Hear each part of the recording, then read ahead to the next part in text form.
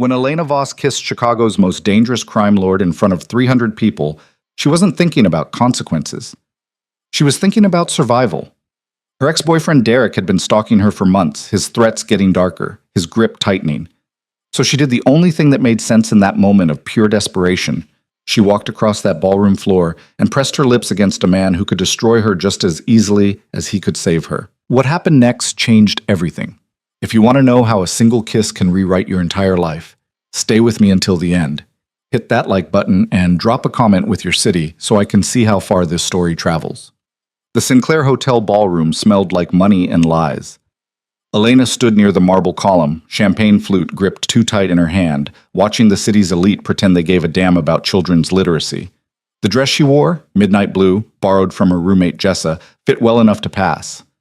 The makeup covering the yellowing bruise on her left cheekbone was expertly applied. Nobody here knew the girl holding the champagne glass was barely making rent, that her wrist still ached from where it had been twisted 3 days ago, that she'd come to this charity gala on a comp ticket she'd designed the graphics for.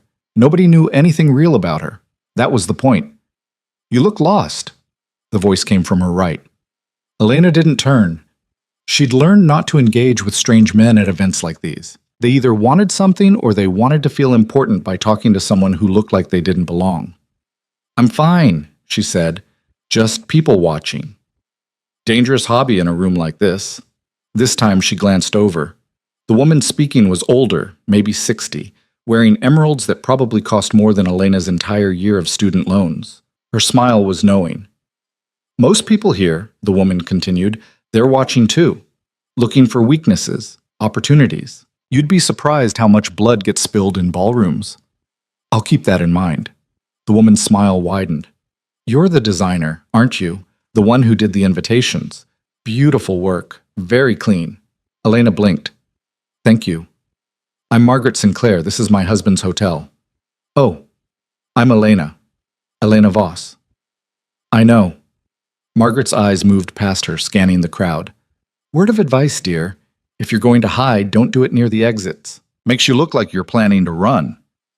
Before Elena could respond, Margaret drifted away into the crowd, leaving behind the faint scent of Chanel and the uncomfortable feeling that she'd been read like a children's book. Elena took a sip of champagne. It was good, too good. Everything here was too good, too polished, too far removed from the life she actually lived. She shouldn't have come. The invitation had been a courtesy, a nice gesture from the nonprofit coordinator who'd hired her. Elena had designed their entire campaign, logos, mailers, social media graphics, for barely above cost because she believed in the cause. She didn't belong at the gala itself, but Jessa had insisted. "You need to network," she'd said, pinning Elena's hair up in her tiny bathroom. "You need to be seen. How else are you going to get real clients?" Real clients. As if Elena's life had room for ambition right now. As if she wasn't spending every spare moment looking over her shoulder, checking locks, avoiding certain streets. As if Derek Hale wasn't somewhere in this very room. She'd seen him 20 minutes ago, near the bar. He'd seen her too. Their eyes had met across the crowd, and his expression had shifted into something possessive and ugly. He'd started moving in her direction, but someone had intercepted him. Some business contact, probably. Derek was good at playing the successful young executive. Nobody at his firm knew what he was like when the doors closed. Elena's phone buzzed in her clutch. She pulled it out, already knowing what she'd find. "You look beautiful tonight, like you're mine." Her stomach twisted. She deleted the text without responding, but 3 more came in rapid succession. "That dress is new. Who bought it for you?" "Don't ignore me, Elena. We need to talk." "Outside. 5 minutes." Her hands were shaking now. She put the phone away and drained the rest of her champagne. The ballroom suddenly felt too small, too hot. All these people in their expensive clothes, their practiced smiles, and not one of them would help her if Derek decided tonight was the night he stopped making threats and started making good on them. The restraining order was a joke. He'd violated it 4 times. The police had done nothing. His family had money, connections. Elena had a public defender who looked about 12 years old and a stack of medical bills from the last time Derek had lost his temper. She was alone. The realization hit her with fresh force, even though it wasn't new. She'd been alone since her parents died in the car accident 2 years ago, since her small support system had crumbled, since she'd made the mistake of thinking Derek's attention was love instead of control. "Elena." She went rigid. His voice, right behind her. "We're not doing this here," she said without turning around. "Yes, we are." Derek's hand closed around her elbow. Not hard enough to hurt, but firm enough to make his point. To anyone watching, it probably looked almost affectionate. "You've been avoiding my calls. There's a reason for that. I miss you. Let go of me. Baby, come on, don't be like this." His grip tightened fractionally. "I know I screwed up. I know I need to be better. But you can't just shut me out. We had something real." Elena tried to pull away. His fingers dug in harder. "Derek, I'm serious. Let go or I'll make a scene." He laughed. Actually laughed. "No, you won't. You hate scenes. You hate conflict. That's always been your problem, Elena. You're too soft." Something inside her snapped. Maybe it was the champagne. Maybe it was the weeks of fear finally reaching critical mass. Maybe it was just exhaustion. She yanked her arm free, harder than she'd intended, and her champagne flute slipped from her other hand. It shattered on the marble floor with a sound that seemed to echo through the entire ballroom. Conversations stopped. Heads turned. Derek's expression shifted, his public face sliding into place, concerned, slightly embarrassed. The picture of a man dealing with a clumsy date. "Are you okay?" he asked, loud enough for people nearby to hear. His hand reached for her again. "You seem a little unsteady." And that's when Elena saw him, across the room, standing with a small group of men in suits that probably cost more than her car. He was older than most people here, mid to late 40s, she guessed. Tall, broad-shouldered, dark hair touched with gray at the temples. His face was the kind that didn't need to try for authority. It just had it, built into the architecture of his bones. But that wasn't what made Elena's breath catch. It was the way everyone around him had positioned themselves, slightly turned toward him, attentive, like planets orbiting a sun. And the way people walking past gave his group a wide berth, their trajectories subtly altered by his presence. This was someone important, someone powerful, someone dangerous. Their eyes met across the ballroom. His were dark, unreadable, the kind of eyes that had seen things Elena couldn't imagine. And in that moment, with Derek's hand reaching for her again and panic rising in her throat, Elena Voss made the most reckless decision of her life. She walked toward the stranger. The crowd seemed to part for her. Or maybe she was just pushing through without caring anymore. She was vaguely aware of Derek calling her name, confusion in his voice. Aware of people staring, but all of that faded into background noise. The stranger watched her approach. He didn't move, didn't smile, just watched with those dark, unreadable eyes. Elena stopped in front of him. She was distantly aware that the men he'd been talking to had gone quiet, that the air around them felt different, charged with something she couldn't name. "I'm sorry," she said. Her voice came out steadier than she felt. "I need your help." He tilted his head slightly. "Do you?" It wasn't quite a question. His voice was low, quiet, the kind of voice that didn't need volume to carry weight. "My ex-boyfriend won't leave me alone." The words tumbled out. "He's been following me, threatening me.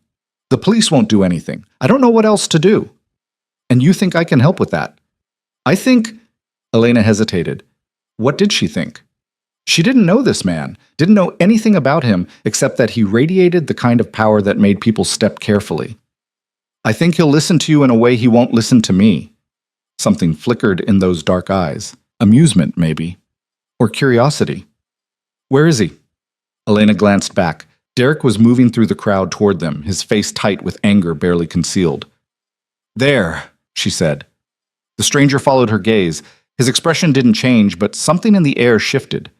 The men around him tensed slightly, their bodies unconsciously moving into protective positions. "Elena!" Derek's voice cut through the low murmur of conversation. He was close now, too close. "What the hell do you think you're doing?" She turned back to the stranger. Their eyes met again, and in that moment, Elena made her second reckless decision. She kissed him. It wasn't tentative, it wasn't soft. She stepped into his space, rose onto her toes, and pressed her mouth to his with all the desperate conviction of a drowning woman grabbing for a lifeline. For a split second, the world stopped. Then his hand came up to the back of her neck, and he kissed her back. It wasn't gentle. His mouth was firm, commanding, and the hand on her neck held her exactly where he wanted her. The kiss lasted maybe 3 seconds, long enough to make a statement, long enough for everyone watching to understand exactly what they were seeing. When he pulled back, Elena's heart was hammering so hard she thought it might crack her ribs. Well, he said quietly, his thumb brushing the side of her neck. That's one way to ask. Derek's voice exploded behind them. What the fuck, Elena? The stranger's eyes shifted to Derek. He didn't let go of Elena. You must be the ex-boyfriend. Who the hell are you? Someone you don't want to irritate. His tone was conversational, almost bored. Walk away. Derek laughed. It was a harsh, ugly sound. Are you serious? You think you can just... I'm not asking. The stranger's voice didn't rise. It didn't need to. Walk away or you'll be carried away. Your choice. The men around him shifted. Nothing obvious, just a subtle redistribution of weight, the kind of movement that suggested preparation. Derek's face went red. You can't threaten me. Do you know who my father is? No. The stranger paused. Do you know who I am? Something in his voice made Derek hesitate. His eyes darted to the men flanking them, then back to the stranger's face. Elena watched the calculation happening in real time. Derek was an asshole, but he wasn't stupid. Whatever he saw in the stranger's expression made him reconsider. This isn't over, Derek said, but he was already backing up. Elena, we're going to talk about this. No, the stranger said. You're not. Derek opened his mouth, then closed it. His jaw worked. Then he turned and walked away, pushing through the crowd with jerky, angry movements. Elena realized she was holding her breath. She let it out slowly. Thank you, she whispered. The stranger's hand was still on the back of her neck. His thumb moved against her skin, a small, deliberate stroke that sent shivers down her spine. What's your name? Elena. Elena Voss. Elena. He said it like he was tasting it. I'm Lucien Moretti. The name didn't mean anything to her, but the way the nearest man flinched when he said it meant something. Thank you, she said again, because she didn't know what else to say. You kissed me in front of 300 people, Lucien said. His voice was still quiet, but there was something almost amused in it now.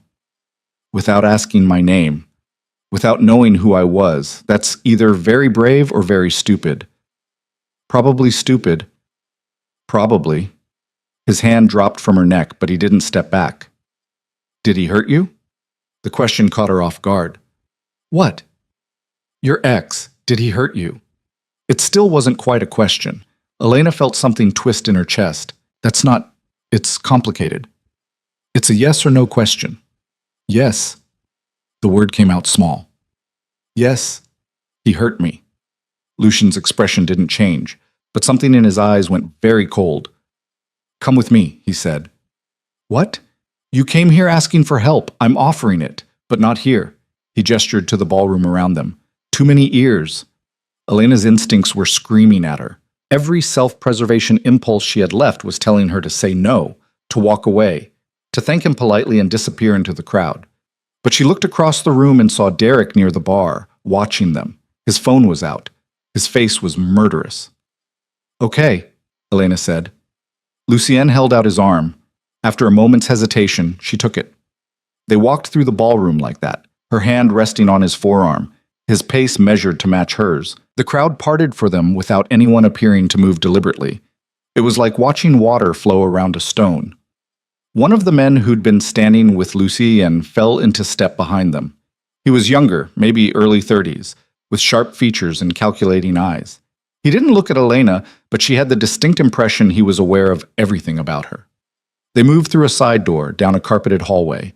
The sounds of the gala faded behind them. Lucien led her to an elevator with no visible call button. He pressed his palm against a panel, and the doors opened immediately. The elevator was all dark wood and brass. There were no floor buttons inside, just another palm panel. Elena's pulse kicked up again. Where are we going? Somewhere private. Lucien pressed his palm to the panel. The elevator began to rise. Where we can talk without being interrupted. The man who'd followed them stepped into the elevator last. The doors closed. Elena watched the floor numbers climb. They passed the ballroom level. Kept going. The hotel was 12 stories. They passed the 12th floor. There's a 13th floor? She asked. For certain guests, Lucien said. The elevator stopped. The doors opened onto a hallway that looked nothing like the rest of the hotel. No gilded mirrors or expensive artwork.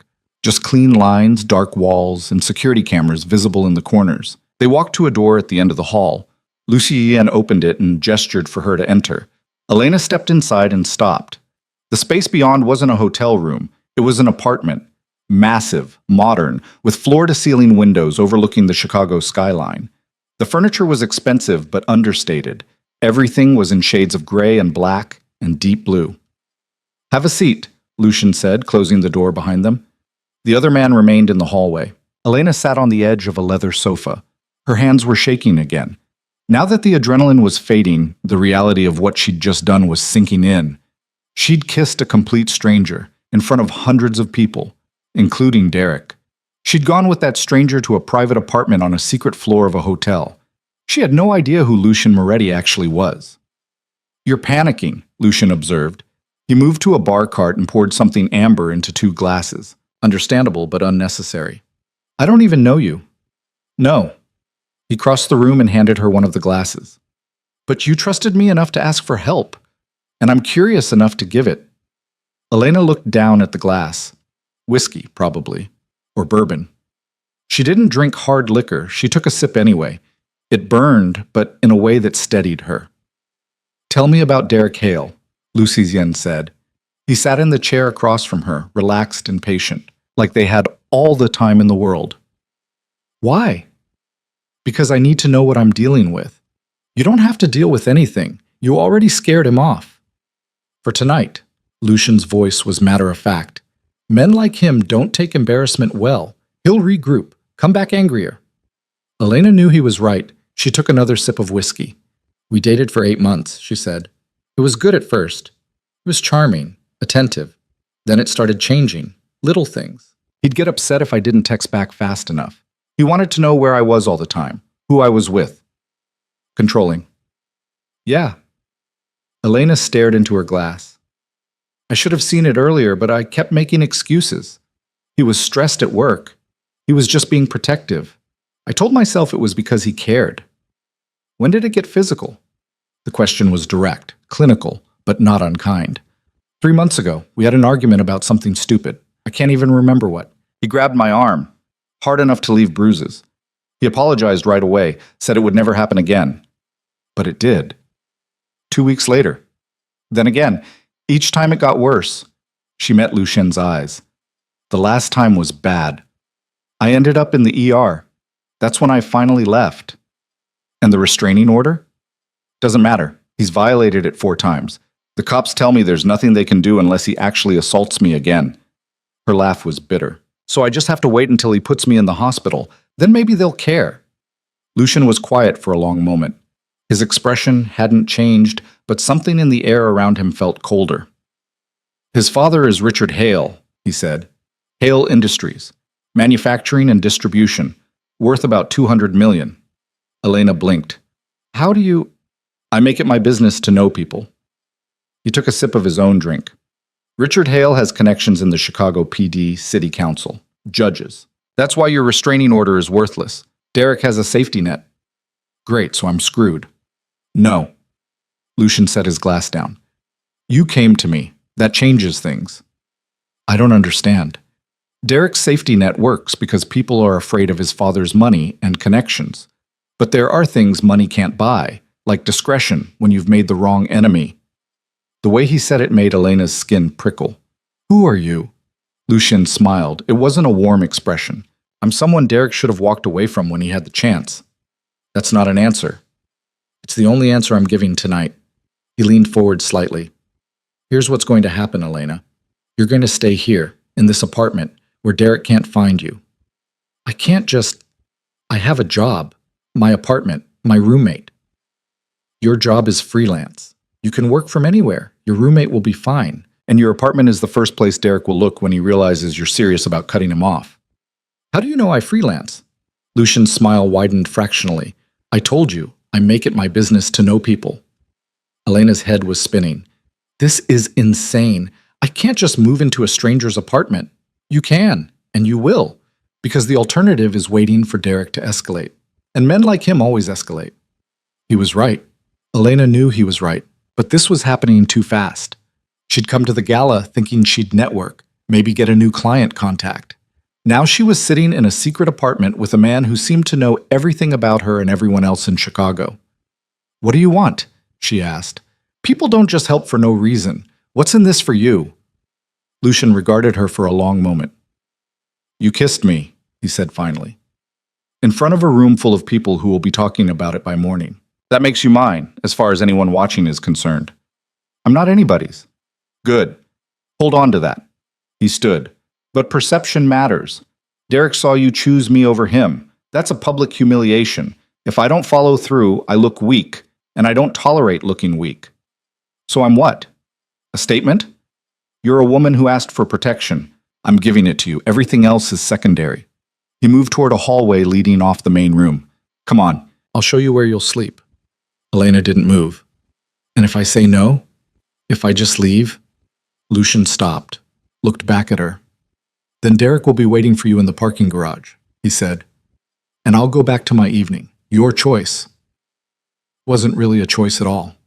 Elena stood and followed him down the hallway. The bedroom was larger than her entire apartment. Dark walls, a massive bed with expensive linens, another wall of windows overlooking the city. The bathroom's through there, Lucian said, gesturing. You'll find everything you need. Toiletries, clothes in various sizes in the closet.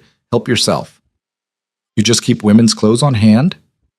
I keep options available for guests. Sometimes meetings run long. People need to change. He moved back toward the door. I'll have someone bring your things from your apartment tomorrow. Give me your address and your roommate's number. I'll make sure she knows you're safe. Just like that. Just like that. He paused in the doorway. Get some rest, Elena. We'll talk more in the morning. Wait. She didn't know what she wanted to ask. There were too many questions. Why are you doing this? Lucian was quiet for a moment. Then, you walked across a ballroom and kissed a stranger because you were desperate enough to risk anything. That takes courage most people don't have. I respect courage. That wasn't courage. That was panic. Sometimes they're the same thing. He pulled the door closed behind him. Good night, Elena. She stood alone in the expensive bedroom, heart still racing, and wondered what the hell she'd just gotten herself into. Through the windows, Chicago glittered like broken glass. Elena pulled out her phone. 17 missed calls from Derek. 42 text messages. She didn't read them. She blocked his number, then turned her phone off completely. Her hands were still shaking. She moved to the window and pressed her palm against the cold glass. 13 stories below, the city moved and breathed. Cars crawling through streets. People living their lives. None of them knew that Elena Voss had just traded one dangerous man for another. Except Lucian didn't feel dangerous in the same way Derek did. Derek's danger was personal, intimate, born from jealousy and control. Lucien's danger was something else entirely. Something colder, more absolute, but he'd offered protection when no one else would. And right now, that was enough. Elena turned away from the window. She found the bathroom, marble and chrome, bigger than some bedrooms, found a bathrobe hanging on the back of the door. She stripped off the borrowed dress, washed her face, and let the hot water run over her hands until they finally stopped shaking. When she looked in the mirror, she barely recognized herself.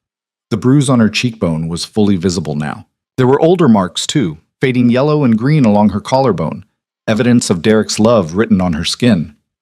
Never again, she thought. Whatever happens next, he never touches me again. She went back into the bedroom and climbed into the enormous bed. The sheets were soft, expensive, the kind of luxury she'd never experienced. Sleep shouldn't have come easily, but exhaustion was a weight she couldn't fight anymore. Elena closed her eyes and fell into darkness, and for the first time in months, she didn't dream about Derek's hands around her throat. When she woke, sunlight was streaming through the windows. For a confused moment, she didn't know where she was. Then memory returned in a rush. The gala, the kiss. Lucien Moretti. She sat up and found a note on the nightstand written in precise handwriting, coffee in the kitchen. Make yourself at home. We'll talk when you're ready. LL. Elena got out of bed and padded barefoot down the hallway. The apartment looked different in daylight. Still expensive, still intimidating, but somehow less ominous. The living room was empty. She found the kitchen, all stainless steel and black granite, and discovered a coffee maker already full and hot. She poured herself a cup and stood at the counter, trying to process her new reality. She was living in a stranger's apartment, a stranger who had enough power to make Derek Hale back down with a handful of words. A stranger who knew things about her he shouldn't know. A stranger she'd kissed in front of half of Chicago's elite. The front door opened. Elena jumped, coffee sloshing over the rim of her cup. Lucien entered, dressed differently than last night. Dark jeans, a black sweater. He looked less formal, but no less commanding. "Good morning," he said. "You slept late." Elena glanced at the clock on the stove. 10:47 a.m. "I usually work late." "Not anymore." He moved to the coffee maker and poured his own cup. "Your new schedule is more flexible." "My new schedule?" "You're under my protection now. That comes with adjustments." He leaned against the counter, studying her. "How do you feel?"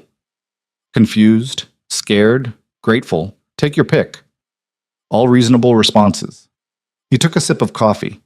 "I had your things brought over from your apartment. They're in the second bedroom. Your roommate sends her regards." "You talked to Jessa?" "One of my people did. Explained that you're staying with a friend for a while." She was concerned but understood. Elena wondered what exactly had been said to make Jessa understand. "And Derek?" "Quiet so far, but he will make a move. They always do." Lucien's expression was neutral. "When he does, I'll handle it." "How?" "You don't need to worry about the details." "I think I do. This is my life. And I'm protecting it. That requires trust, Elena. Can you do that?" The question hung between them. Elena thought about the restraining order that hadn't protected her, the police who hadn't helped, the system that had failed her at every turn. Then she thought about Derek's face last night, when Lucien had told him to walk away, the fear that had crept into his expression. "I don't have much choice," she said. "There's always a choice. You could leave right now. I wouldn't stop you." "And then what? Go back to my apartment and wait for Derek to show up?" "Probably." Lucien's voice was matter-of-fact. "He knows where you live. He knows your schedule. You'd have maybe a day before he made his move." Elena set her coffee cup down. Her hands were steady now. "So this is the better option, living here, with you. It's the safer option. Whether it's better depends on your perspective." "What does that mean?" Lucien pushed away from the counter. "It means I'm not a good man, Elena. I'm effective, I'm powerful, but I'm not good. And being under my protection comes with complications you may not be prepared for." "Like what?" "Like the fact that people will make assumptions about us, about why you're here, about what you are to me." Heat crept into Elena's face. This isn't... "I know, but they won't care about the truth. They'll care about the story. And the story they'll tell is that you're mine." He paused. "That has consequences. Benefits too. But consequences." Elena's mind was racing. "What kind of consequences?" "The kind where Derek becomes very motivated to hurt you. Because hurting you hurts me. Or at least that's what he'll believe." Lucien's voice was calm, clinical. "The kind where other people in my world start paying attention to you, watching you, using you as leverage." Jesus Christ! Elena sat down hard on one of the kitchen stools. "This is insane. I just wanted him to leave me alone. And he will. But nothing is free." Lucien moved closer, his voice gentling slightly. "I'm giving you the reality, Elena. You deserve that much. This protection isn't simple. It's effective, but it's not simple." She looked up at him. In the morning light, he looked tired. There were lines around his eyes she hadn't noticed last night, silver threads in his dark hair. He wasn't young. He wasn't soft. He was exactly what he claimed to be, powerful and dangerous and not good. But he was honest. And right now, honesty felt like the most valuable thing anyone had offered her in months. "Okay," Elena said. "Then tell me the rest. All of it. Who you really are. What this actually costs." Lucien smiled. It was a small, almost sad expression. "Have you ever heard the name Moretti before last night?" "No." "Good. That means I'm doing my job right." He moved to the windows, looking out over the city. "My family has been in Chicago for 3 generations. We've built something here. An organization. Profitable. Influential. Not always legal." Elena's stomach dropped. I prefer to think of it as private security and specialized logistics. But yes, if you want the ugly word, I run a criminal enterprise." He didn't look at her. "Mostly legitimate now. I've been moving things in that direction for years. But the foundation was built on less savory work. You're a mobster. I'm a businessman who understands that power comes in many forms. Some of them involve violence. Most of them involve money and leverage." Finally, he turned to face her. "Does that change things?" Elena didn't know what to say. She should be horrified. She should run. But Derek had taught her something about monsters. They didn't always look like monsters. Sometimes they looked like successful young executives with nice smiles and family money. Sometimes they waited until you loved them before they showed their teeth. Lucian wasn't pretending. He was telling her exactly what he was. "I don't know," she said honestly. "I don't know what to do with this." "That's fair." He crossed back to her. "Here's what I can promise you. While you're under my protection, Derek can't touch you. No one can. You'll be safe in a way the law couldn't make you safe. And in exchange, you let people think you're mine. You stay here, where I can control the variables. You trust me to handle Derek when he makes his move." Lucian's voice was steady. "And you accept that the man protecting you is not a hero. I'm just the lesser of two evils." Elena thought about the bruises Derek had left, the fear that had become her constant companion, the sleepless nights and panic attacks, and the growing certainty that eventually he would kill her. "Lesser evil is still better than the alternative," she said. Lucien's expression softened fractionally. "Is that a yes?" "It's a yes, for now, until I figure out what comes next." "Fair enough." He held out his hand. "Then we have an agreement." Elena looked at his hand, strong, scarred across the knuckles, the hand of someone who'd done violent things. She took it anyway. His grip was firm, warm. He shook once, then released her.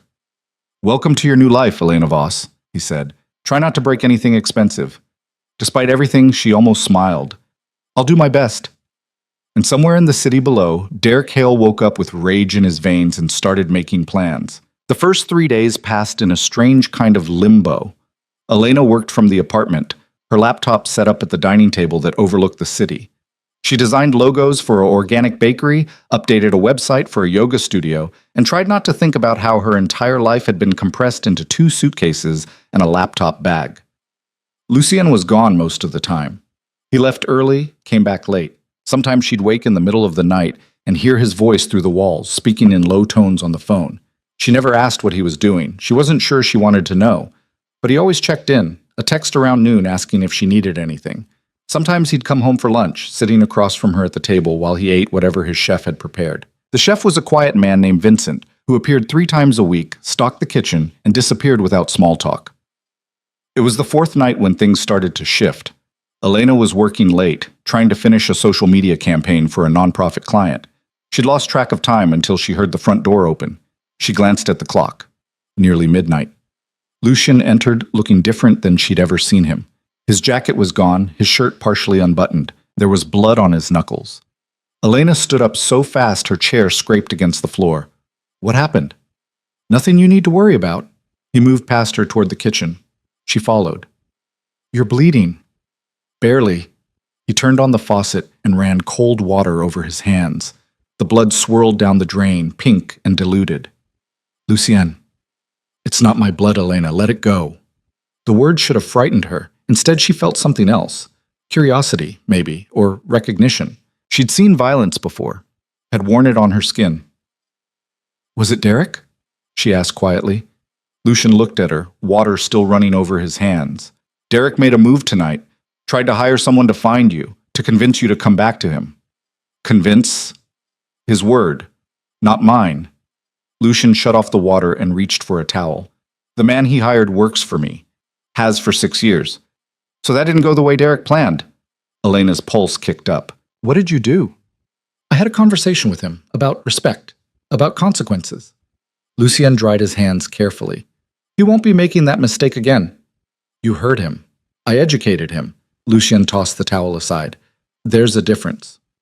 Elena should have been horrified, should have felt something other than this strange, hollow satisfaction. But all she could think about was Derek's face when he'd grabbed her arm at the gala, the casual cruelty in his eyes. "Good," she said. Lucien's eyebrows rose slightly. "Good? You think I should feel bad for him after everything he did to me?" Elena crossed her arms. "I don't. I'm glad he's scared. I'm glad he knows what it feels like." Something shifted in Lucien's expression. He moved closer, studying her face. "You're angrier than you let on." "I've had practice hiding it." "Don't. Not here." His voice was quiet. "Anger is honest. Use it." They stood there in the kitchen, the space between them charged with something Elena couldn't name. She was aware of how close he was, how tall, the way he looked at her like he was seeing past all the careful walls she'd built. I should get back to work, she said. It's midnight. I have a deadline. Elena. He said her name like he was trying it out. When's the last time you slept a full night? She didn't answer. That's what I thought. He moved past her, toward the hallway. Come on. Where? You're going to bed. Work can wait. I'm not a child. You can't just order me around. Lucian stopped and looked back at her. You're right, I can't. But I can point out that you've been running on fumes since you got here, and exhaustion makes you sloppy. Sloppy gets you hurt. He was right. She hated that he was right. Elena saved her work and shut her laptop. She followed him down the hallway, but instead of going to her room, Lucian led her to a different door. He opened it to reveal a space she hadn't explored yet. It was a library. Floor-to-ceiling bookshelves lined 2 walls. Leather chairs faced a fireplace. The lighting was warm, soft. I didn't know this was here, Elena said. You didn't ask. Lucian moved to one of the shelves and pulled down a bottle of amber liquid and 2 glasses. Sit. She sat in one of the leather chairs. It was absurdly comfortable. Lucien poured 2 drinks and handed her one. Then he sat across from her, the fireplace between them unlit. Tell me about your parents, he said. The question caught her off guard. Why? Because you mentioned they died. Because I want to know. He took a sip of his drink. You don't have to, but it might help you sleep. Elena looked down at the glass in her hands. The liquor inside was the color of honey. Car accident 2 years ago. Black ice on the highway. My dad lost control. I'm sorry. Everyone says that. Like it helps. She took a drink. It burned less than the whiskey from that first night. They were good people. Better than me, probably. My mom was a teacher. My dad worked construction. They weren't rich, but they were happy. And you were close. Very. Elena felt the familiar ache in her chest. After they died, I had no one. Some distant cousins I barely knew. Friends from college who didn't know what to say. I was alone for the first time in my life. That's when you met Derek. 6 months later. I was working at a coffee shop, trying to get my design business off the ground. He came in every morning, always charming, always interested. He made me feel less alone. Until he didn't. Until he didn't. Elena finished her drink. I kept thinking my parents would have seen through him, would have protected me. But they were gone, and I made my own choices.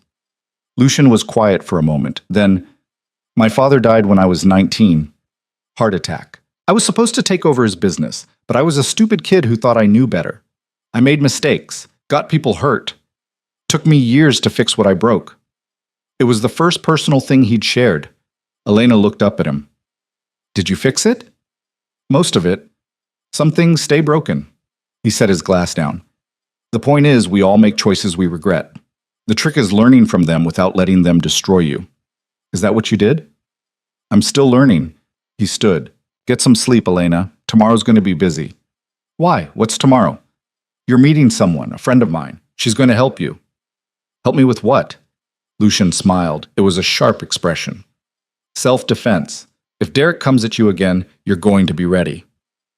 The next morning, Elena met Sophia Cruz in the apartment's private gym. She was a woman in her mid-30s, compact and muscled, with dark hair pulled back in a severe ponytail. Her handshake was crushing. Lucien says you need to learn how to fight, Sophia said without preamble. I don't know if I'd put it that way. I would. You've been a victim long enough. Time to be something else. Sophia moved to the center of the mat. Show me your stance.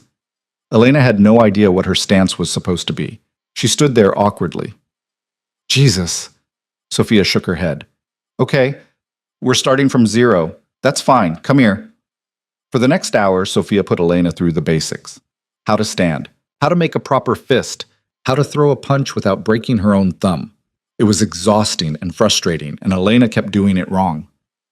Again, Sophia said for the 20th time, I can't.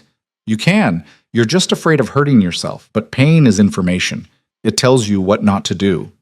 Sophia demonstrated the movement again. Watch. Hip rotation. That's where the power comes from. Elena tried again. This time the punch felt different, solid. Better. Again. By the time Lucien appeared in the doorway, Elena was drenched in sweat and her arms felt like rubber, but she'd landed a decent hit on the practice pad. "How's she doing?" Lucien asked. "Terrible, but she's trying," Sophia grinned. "Give me 2 weeks. I'll have her dangerous." "I'm counting on it." Lucien looked at Elena. "Shower, then lunch. We have somewhere to be." 20 minutes later, Elena was clean and dressed in clothes that had appeared in her closet. She didn't ask how Lucien knew her size. She was starting to accept that he knew things he shouldn't. They took the elevator down to the parking garage. Lucien's car was a black sedan, expensive but not flashy. The driver was the same man who'd been in the elevator that first night. "Elena, this is Marco. He's head of my security." Marco nodded at her in the rearview mirror. "Miss Voss?" "Just Elena is fine." They drove through the city. Elena watched the streets pass. Familiar, but distant. She'd lived in Chicago for 6 years, but this felt like a different version of it. Cleaner, wealthier. The kind of neighborhoods where you didn't check your locks twice. They stopped in front of a building downtown. Glass and steel, modern and imposing. Lucien led her inside through a lobby that looked like an art gallery, into another elevator. "Where are we?" Elena asked. "My office." The elevator opened onto a floor that was all open space and sleek design. People moved efficiently, conversations happening in low tones. Everyone who saw Lucien nodded with respect, some with fear. His actual office was in the corner, windows on 2 sides. The desk was massive. The furniture was minimal. There was no clutter, no personal touches. It looked like a space designed for business, not comfort. A woman was waiting for them. She was younger than Elena, maybe 22, with red hair and sharp green eyes. She stood when they entered. "Elena, this is Kat. She's going to be working with you." Kat held out her hand. "Nice to meet you." Elena shook it, confused. "Working with me on what?" "Your business." Lucien moved to his desk and pulled out a folder. "You're a talented designer, but you're undercharging and taking jobs that waste your time. Kat's going to help you fix that." Elena stared at him. "I don't need help with my business." "Yes, you do. You're good at the work, but terrible at the business side. That stops now." He handed the folder to Kat. "Show her." Kat opened the folder and spread several documents across the desk. Elena recognized them. Her tax returns, her client contracts, her invoices. "How did you get these?" Elena's voice was tight. "You're living in my home, under my protection. That means I know everything about you." Lucien's tone was matter-of-fact. "Your business has potential, but you're charging 1/3 of what you should. You're taking clients who pay late or don't pay at all, and you're working 60-hour weeks for poverty wages." Heat flooded Elena's face. "That's none of your business." "It is when you're under my roof. I don't protect people who can't protect themselves." He gestured to Kat. "She's going to help you build a real client base, set proper rates, create contracts that actually protect you, and in 6 months, you're going to be making real money." "I didn't ask for this." "No, but you need it." Lucien's voice was firm. "You can be angry about it, or you can use it. Your choice." Elena wanted to argue, wanted to throw his charity back in his face, but she looked at the numbers Kat had laid out and felt something crack inside her. He was right. She'd been surviving, not building, accepting whatever scraps clients threw her way because she was too afraid to ask for what she was worth. "Fine," she said, "but I'm in charge. She advises, I decide." Lucien smiled. "Fair enough." Kat spent the next 2 hours walking Elena through a business plan, new pricing structures, target clients, marketing strategies. It was overwhelming, but also exciting in a way Elena hadn't felt in months. When they finished, Lucien took Elena to lunch at a restaurant she'd never afford on her own. They sat by the window, and he ordered for both of them without asking what she wanted. She should have been annoyed, but the food was incredible. "Why are you doing this?" Elena asked between bites. "The self-defense training, the business help, all of it." "I told you, you're under my protection." "That's not an answer." Lucien was quiet for a moment, studying his wine glass. "When I was younger, I watched my mother stay with a man who hurt her. My father. She made excuses, said she loved him, said he'd change. He never did." Elena went still. "I was 14 when he broke her arm, 16 when he put her in the hospital. She died when I was 18, cancer. But I always wondered if the stress of living with him made her sick." Lucien's voice was calm, but his jaw was tight. "I swore then that I'd never stand by while a man terrorized a woman." Never let it happen if I had the power to stop it. I'm sorry. Don't be. It made me what I am. He looked at her directly. Derek reminds me of my father. Same entitled rage, same belief that he owns whatever he wants. I'm going to make sure he learns differently. The intensity in his voice made Elena shiver. What are you planning? Nothing you need to worry about. Stop saying that. This is my life. I deserve to know. Lucien leaned back in his chair. Derek's father has been making inquiries, trying to find out who I am, what I do. He's scared for his son. That's good. Fear makes people careful. Or desperate. Also true. Lucien's smile was cold. But I'm counting on it. They finished lunch and drove back to the apartment. Elena spent the afternoon working through the business plan Kat had created. It was ambitious. Maybe too ambitious. But for the first time in years, she felt like she had a future beyond just surviving the present. That evening, Lucien was home for dinner. Vincent had prepared something Italian, rich, and perfect. They ate in the dining room, an odd kind of domesticity settling between them. Sophia says you're improving, Lucien said. Sophia says I'm terrible, but trying. Same thing in her world. He refilled her wine glass. You'll get there. How do you know? Because you don't quit. You could have left a dozen times by now, gone back to your apartment, taken your chances. But you're still here, because I'm scared. Fear is smart, but it's not what's keeping you here. Lucien's eyes met hers. You want to fight back. You're just learning how. Elena felt something warm spread through her chest. It might have been the wine. It might have been something else. Can I ask you something? She said. Always. That first night, at the gala, why did you kiss me back? Lucien was quiet for a long moment. Because you asked for help in a way I couldn't ignore. And because I was curious. About what? About what kind of woman walks up to a stranger and gambles everything on a single move? He stood and carried his plate to the kitchen. You're braver than you think, Elena. Don't forget that.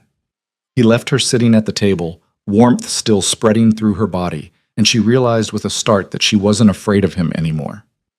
The next week fell into a pattern. Mornings with Sophia, learning how to move, how to hit, how to use her size as an advantage instead of a liability. Afternoons with Kat, building a business that could actually sustain her. Evenings with Lucien when he was home, talking about everything and nothing. She learned things about him, small things. He drank his coffee black. He hated fish. He read poetry late at night when he couldn't sleep. He had a scar along his ribs from a knife fight when he was 23, and she found herself watching him. The way he moved through space with absolute confidence. The way people responded to him like he was gravity, and they were just caught in his pull. The way he looked at her sometimes, like he was trying to solve a puzzle. It was dangerous, this awareness. Elena knew it, but she couldn't seem to stop. 2 weeks after that first night, Derek made his second move. Elena was in the gym with Sophia, working through combinations when Marco appeared in the doorway. His face was grim. Lucien wants you upstairs, now. Sophia's expression shifted. Go, I'll clean up here. Elena's heart hammered as she followed Marco to the apartment. Lucien was standing by the windows, his phone in his hand. He looked furious. What happened? Elena asked. Derek filed a missing persons report. Claims you were kidnapped. Lucien's voice was tight with controlled rage. The police want to talk to you. What? That's insane. It's strategic. He's trying to force you out, make you choose between coming back to him or dealing with a police investigation into me. Lucien turned to face her. We need to handle this carefully. I'll just tell them the truth, that I left willingly, that I'm safe. It's not that simple. If you talk to them, they'll ask where you're staying, who with. That opens doors I'd rather keep closed. Elena felt panic rising. So what do I do? You don't do anything. I'll handle it. How? Lucien's smile was sharp and cold. I'll remind Derek's father that filing false reports is a crime, and that I have resources he doesn't want pointed in his direction. That sounds like a threat. It is. He moved closer to her. Elena, I need to know. Are you ready for this to get ugly? Because it will. Derek's not going to stop, and the more I push back, the more desperate he'll become. She thought about the bruises, the fear, the months of feeling hunted. I'm ready, she said. Good. Lucien pulled out his phone and made a call. It's me. I need you to contact Richard Hale. Tell him his son is about to create a very expensive problem for everyone involved. He talked for another minute, then hung up. The whole time his eyes stayed on Elena. "This is going to blow back on you," he said when the call ended. "Derek will tell people you're with me, that I'm controlling you. The same things he accused you of will get turned around and aimed at me. I know. It doesn't bother you?" Elena met his gaze. "You're not him. People who matter will see the difference." Something shifted in Lucien's expression. He reached out and touched her face, his thumb brushing along her cheekbone where the bruise had finally faded completely. "You're not what I expected," he said quietly. "What did you expect?" "Someone who needed saving. But you don't need saving. You just needed someone to hold the door open while you saved yourself." His hand was still on her face. Elena's breath caught. The space between them felt electric, charged with possibility. Then Lucien's phone rang. The moment broke. He stepped back and answered. "Yes?" A pause. "Good. Make sure he understands the consequences." He hung up and looked at Elena. "It's handled. Derek's withdrawing the report." "Just like that?" "Just like that. His father is smarter than his son. He knows when to cut his losses." Elena should have felt relieved. Instead, she felt restless, like something was building and she couldn't see what it was yet. That night, she couldn't sleep. She got up around 2 in the morning and found Lucien in the library, reading in one of the leather chairs. He looked up when she entered. "Can't sleep?" he asked. "Too much on my mind." "Want to talk about it?" Elena sat in the chair across from him. "I keep waiting for the other shoe to drop, for Derek to do something worse, or for you to decide I'm too much trouble. I don't give up on people I've claimed to protect. Even when it gets complicated? Especially then." He closed his book. "You think this is complicated? You should see some of the situations I've navigated." "Tell me one." Lucien smiled.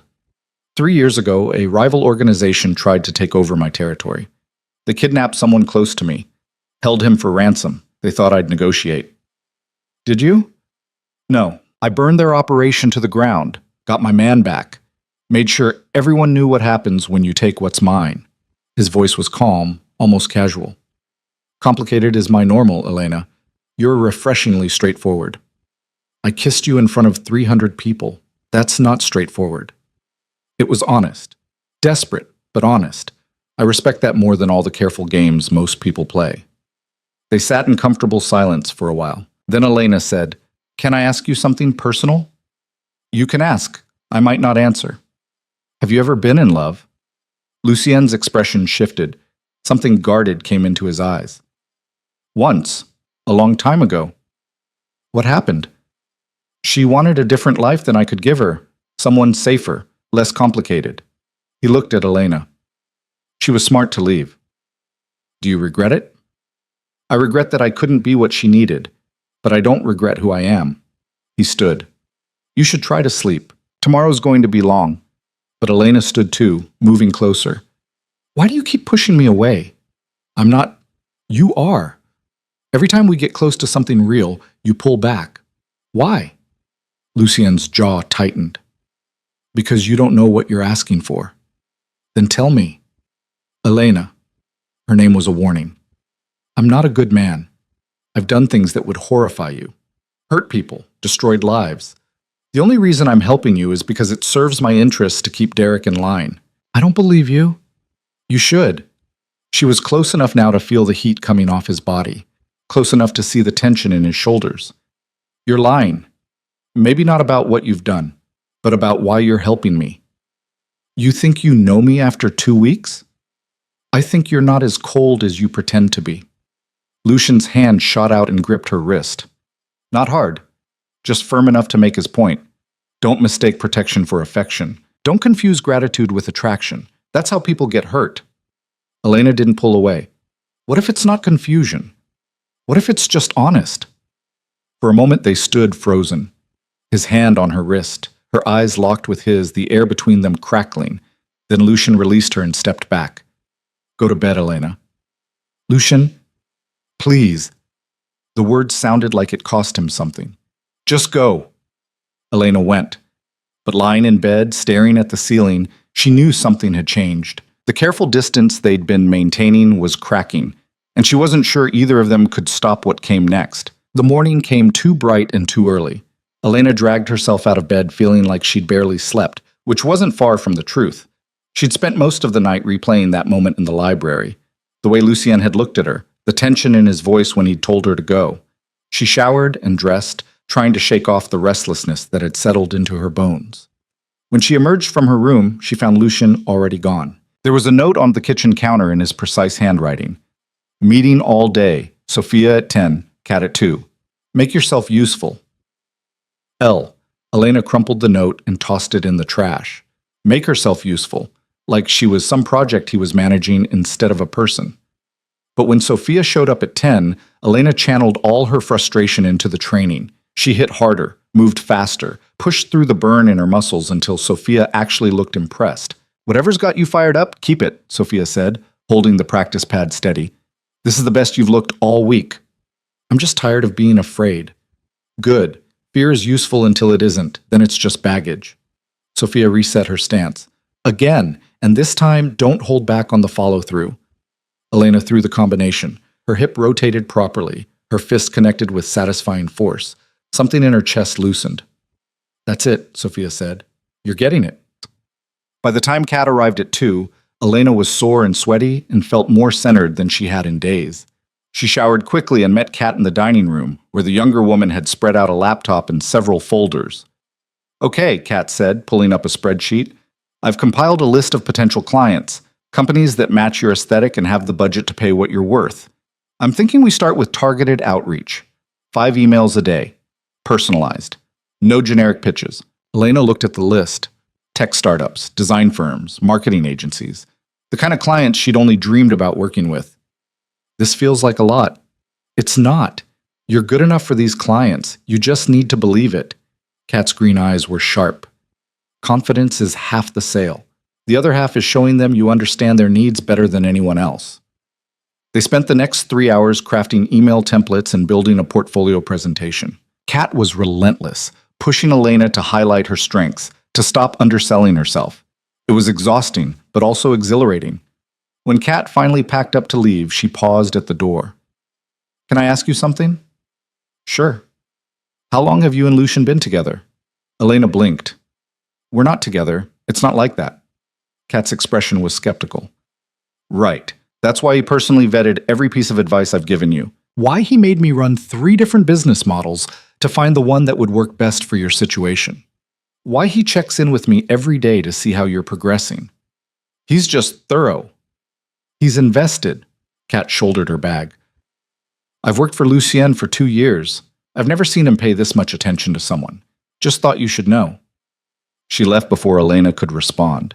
Elena sat at the dining table, staring at the closed door, Kat's words echoing in her head. She wanted to dismiss them, wanted to believe this was all just business for Lucien, protection as transaction. But she kept remembering the way he'd looked at her last night, the way his voice had cracked when he'd said please. Her phone buzzed, a text from an unknown number.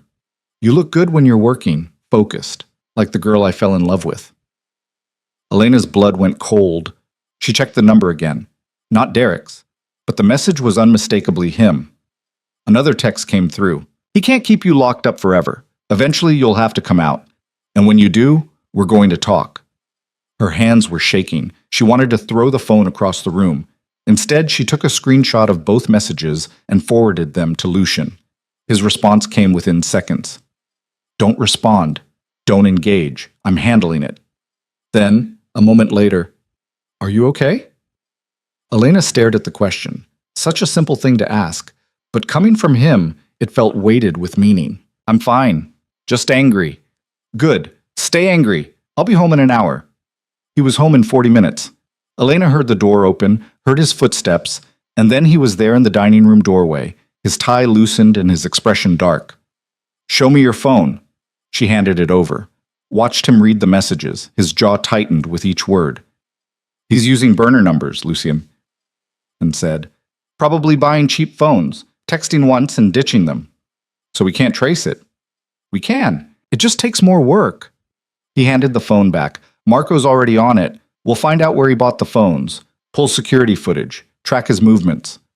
That sounds like a lot of effort for some text messages. It's not about the messages, it's about the pattern. He's escalating, testing boundaries, seeing how close he can get before I respond. Lucian moved to the window, his shoulders tight. He's getting desperate. Is that bad? Desperate men are unpredictable. They stop calculating risk. He turned to face her. I need you to stay inside for the next few days. No leaving the apartment without Marco or me. I've been inside for 3 weeks. I'm going crazy. I know, but until we figure out Derek's next move, I need you safe. Elena stood, frustration boiling over. I didn't leave one cage just to live in another. I need air. I need to feel like a person instead of a prisoner. You're not a prisoner. Then let me leave. Elena, please. She hated the pleading note in her voice, but couldn't stop it. Just for an hour, anywhere. I don't care where. I just need to be outside these walls. Lucian studied her for a long moment. Then he sighed. Get your coat. 20 minutes later, they were walking along the lakefront. The wind off Lake Michigan was sharp and cold, but Elena didn't care. She breathed in the autumn air like she'd been drowning and finally found the surface. Marco followed at a discreet distance. Elena could see him in her peripheral vision, always there but trying to be invisible. Better? Lucienne asked. Much. She pulled her coat tighter. Thank you. You don't need to thank me for basic decency. Apparently I do. Derek never would have let me out if I'd asked. I'm not Derek. I know. Elena glanced at him. That's becoming very clear. They walked in silence for a while. The path was mostly empty, just a few joggers and dog walkers. The city felt distant here, softened by the sound of water and wind. Can I ask you something? Elena said. You ask me a lot of questions. You don't have to answer. Lucian's mouth quirked. What do you want to know? The woman you loved, the one who left. Do you still think about her? He was quiet for so long, Elena thought he wasn't going to answer. Then, sometimes, not the way I used to. What changed? I did. She stayed the same. Or maybe I just see her differently now. He paused. She wanted safety. Normalcy. I couldn't give her that. She found someone who could. Last I heard, she's married, 2 kids, living in the suburbs. Do you regret losing her? I regret that I hurt her, but I don't regret who I am. Lucian stopped walking and turned to face the lake. Love isn't always enough. Sometimes people need different things, and forcing it just destroys what was good. Elena stood beside him, watching the water. Is that why you keep pushing me away? Because you think I need something different? I know you do. How? You barely know me. I know enough. He looked at her then, his dark eyes serious. You've been hurt. You're recovering. The last thing you need is to get tangled up with someone like me. Someone who lives in a world that would eat you alive. Shouldn't I get to decide that?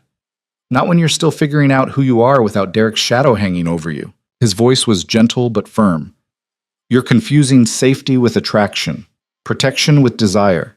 It happens. But it's not real. Elena felt something sharp and hot lodge in her chest. You think you know what I'm feeling better than I do?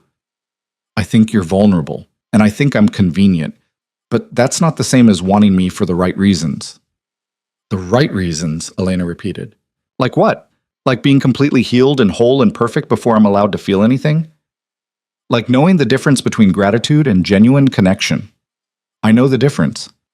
Do you? Lucian stepped closer. Because from where I'm standing, you're a woman who's been terrorized for months, who found someone strong enough to stand between you and your abuser. That creates powerful feelings.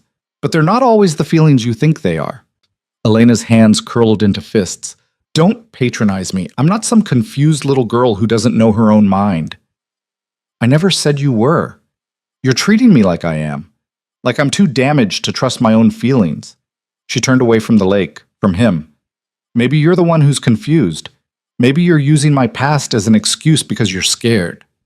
Scared of what? Of actually feeling something for someone. Of letting someone in. She faced him again. You said your mother stayed with a man who hurt her. Maybe you're so afraid of becoming your father that you won't let yourself care about anyone. Lucien's expression went cold. Careful. Why? Because I'm getting too close to something true? Elena knew she should stop, knew she was pushing too hard.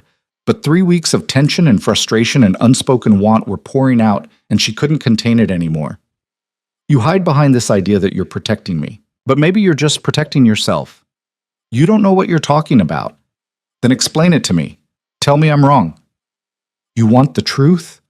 Lucien's voice was low and dangerous. Fine. You're right. I am scared. Because I've spent 20 years building walls that keep me functional, that let me do what needs to be done without hesitation. And you. He stopped, took a breath. You make me want to tear those walls down, and that's not something I can afford. The confession hung between them, raw and honest. Elena's anger drained away, replaced by something softer. Why not? Because the moment I care about someone more than the organization, I become a liability. People die when I'm distracted, when I'm compromised. He looked at her with something like pain in his eyes. I've seen it happen. Men who put their families before the business. They make mistakes. They hesitate. And they get people killed. So you just don't let yourself feel anything. I feel plenty. I just don't act on it. He turned back to the lake. It's safer that way. For everyone. Elena moved to stand beside him. That sounds like a lonely way to live. It is. But it's necessary. They stood there in silence, the wind cutting through their coats. Marco had moved even farther back, giving them space. Finally, Elena said quietly, I'm not asking you to tear down your walls. I'm just asking you to acknowledge that maybe, possibly, there's something between us that's worth exploring. Not now, not while everything is so complicated. But someday. Lucien looked at her, really looked at her. And if someday never comes? Then at least we're being honest about what this is, instead of pretending it's something it's not. He reached out and tucked a strand of hair behind her ear. The gesture was intimate, tender. You're dangerous, Elena Voss. So are you, Lucien Moretti. His hand lingered against her face. For a moment, Elena thought he might kiss her, thought he might give in to whatever was building between them. Then his phone rang. He pulled back and answered. What? A pause. His expression shifted. When? Another pause. I'll be there in 20 minutes. He hung up and looked at Elena. We need to go. Now. What happened? Derek made a move, a stupid one, but we need to deal with it immediately. They walked quickly back to where Marco had the car waiting. The drive back to the apartment was tense and silent. Lucien was on his phone, speaking in low, clipped tones. Elena caught fragments. Something about property damage, police reports, lawyers. When they arrived at the apartment building, there were 2 police cars in front. Elena's stomach dropped. Stay calm, Lucien said as they entered the lobby. Let me handle this. 2 officers were waiting by the elevator. One was older, maybe 50, with gray hair and tired eyes. The other was younger, nervous. Mr. Moretti, the older officer said, we need to ask you some questions. Of course, Detective Bryant. What's this about? Derek Hale filed a complaint. Says you've been harassing him, threatening him. He has evidence of property damage to his vehicle. Security footage shows someone matching your description. Lucien's expression didn't change. I haven't been anywhere near Derek Hale or his vehicle. I've been with my legal team all day. I can provide names and timestamps. That's convenient. That's the truth. Detective, I think we both know what's happening here. Mr. Hale is trying to create a narrative because he can't accept that his ex-girlfriend left him. Lucien gestured to Elena. Miss Voss is staying with me voluntarily. She left Derek because he was abusive. I have medical records documenting her injuries. Police reports she filed, a restraining order he violated multiple times. Detective Bryant's eyes shifted to Elena. Is that true, miss? Elena's voice came out steady despite her racing heart. Yes. Derek hurt me. Multiple times. I left him. I'm staying here because I don't feel safe in my own apartment. And Mr. Moretti hasn't coerced you in any way? No. He's helped me, protected me. Everything I'm doing is my choice. The younger officer spoke up. Mr. Holly says you're being held against your will, that Mr. Moretti threatened him. Mr. Hale is lying, Elena said flatly. He's angry that I left him. He's angry that someone finally stood up to him. So he's trying to make Lucien look like the bad guy. Detective Bryant studied her for a long moment. Then he looked back at Lucien. Lucien. We'll need those alibis, names and numbers of everyone who can verify your whereabouts today. You'll have them within the hour. Lucien pulled out his phone and made a call. Daniels, I need you at my building, now. Bring the records from today's meetings. He hung up and turned back to the detective. My attorney will provide everything you need. In the meantime, I'd suggest you look into Derek Hale's history. I think you'll find a pattern of behavior that explains his current desperation. Bryant's mouth tightened. We'll be in touch. The officers left. Lucian waited until they were gone before he let out a breath. That was bold, he said, and stupid. What was? Damaging his own car and trying to frame me for it. Derek's getting sloppy. That's good for us, but dangerous for you. Elena felt cold. Why dangerous for me? Because sloppy people make mistakes, and mistakes get people hurt. He guided her toward the elevator. Come on, we need to talk strategy. Upstairs, Marco was waiting with another man Elena hadn't met. He was older, maybe 60, in an expensive suit. He had the look of someone who spent a lot of time in courtrooms. Elena, this is Richard Daniels, my attorney. Daniels held out his hand. Miss Voss? I've heard a lot about you. Wish I could say the same. He smiled. Lucien keeps his cards close, smart in this business. He turned to Lucien. I brought everything from today. Timestamps, witness statements, security footage from your office building. You were in meetings from 9 a.m. to 4 p.m. Airtight alibi. Good. Get it to Detective Bryant immediately. And dig into Derek Hale. I want everything. Traffic violations, bar fights, restraining orders from other women, anything that establishes a pattern. Already on it. I have an investigator pulling records now. Daniels pulled out a folder. I also took the liberty of getting a restraining order filed on your behalf, Miss Voss. Against Derek. This one will actually be enforced. How can you guarantee that? Because I know which judges to file with, and because Lucien has the kind of influence that makes people pay attention. Daniels set the folder on the coffee table. Derek violated your previous order 4 times with no consequences. That won't happen again. Elena looked at Lucien. You're making enemies to protect me. I was already his enemy. This just makes it official. Lucien's voice was calm. Daniels, make sure Bryant knows we're cooperating fully. I want this shut down before it becomes a bigger problem. On it. Daniels headed for the door. I'll call you in an hour with updates. When he was gone, Marco said, I've got teams watching Derek's apartment and his office. If he makes a move, we'll know about it. Good. Double the rotation. I want eyes on him 24/7. Marco nodded and left. Elena and Lucien were alone. The apartment felt too quiet after all the activity. This is escalating, Elena said. Yes, because of me. Because of Derek's choices. Not yours. Lucien moved to the bar and poured 2 drinks. He handed one to Elena. He's not going to stop.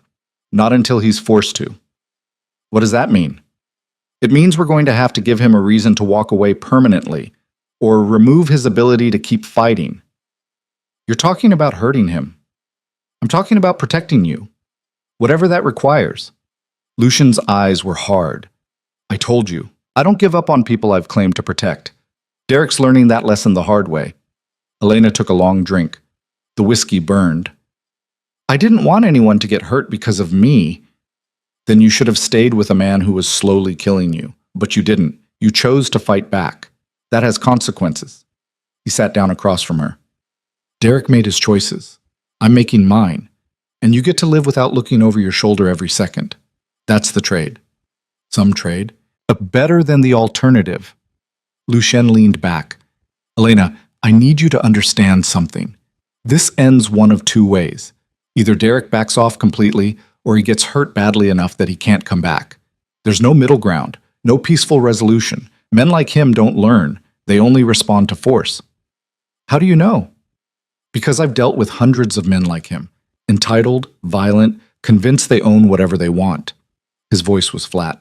They all think they're special, that the rules don't apply to them, and they keep pushing until someone pushes back harder. Elena thought about Derek's face at the gala, the rage barely concealed beneath his polite mask, the texts that kept coming even after he'd been warned off. What are you going to do? She asked quietly. Whatever I have to. Lucien met her eyes. Can you live with that? It was the question she'd been avoiding. Could she accept that violence might be done in her name? That Lucien might hurt Derek? Might do worse than hurt him to keep her safe? She thought about the ER visit after Derek had thrown her against a wall.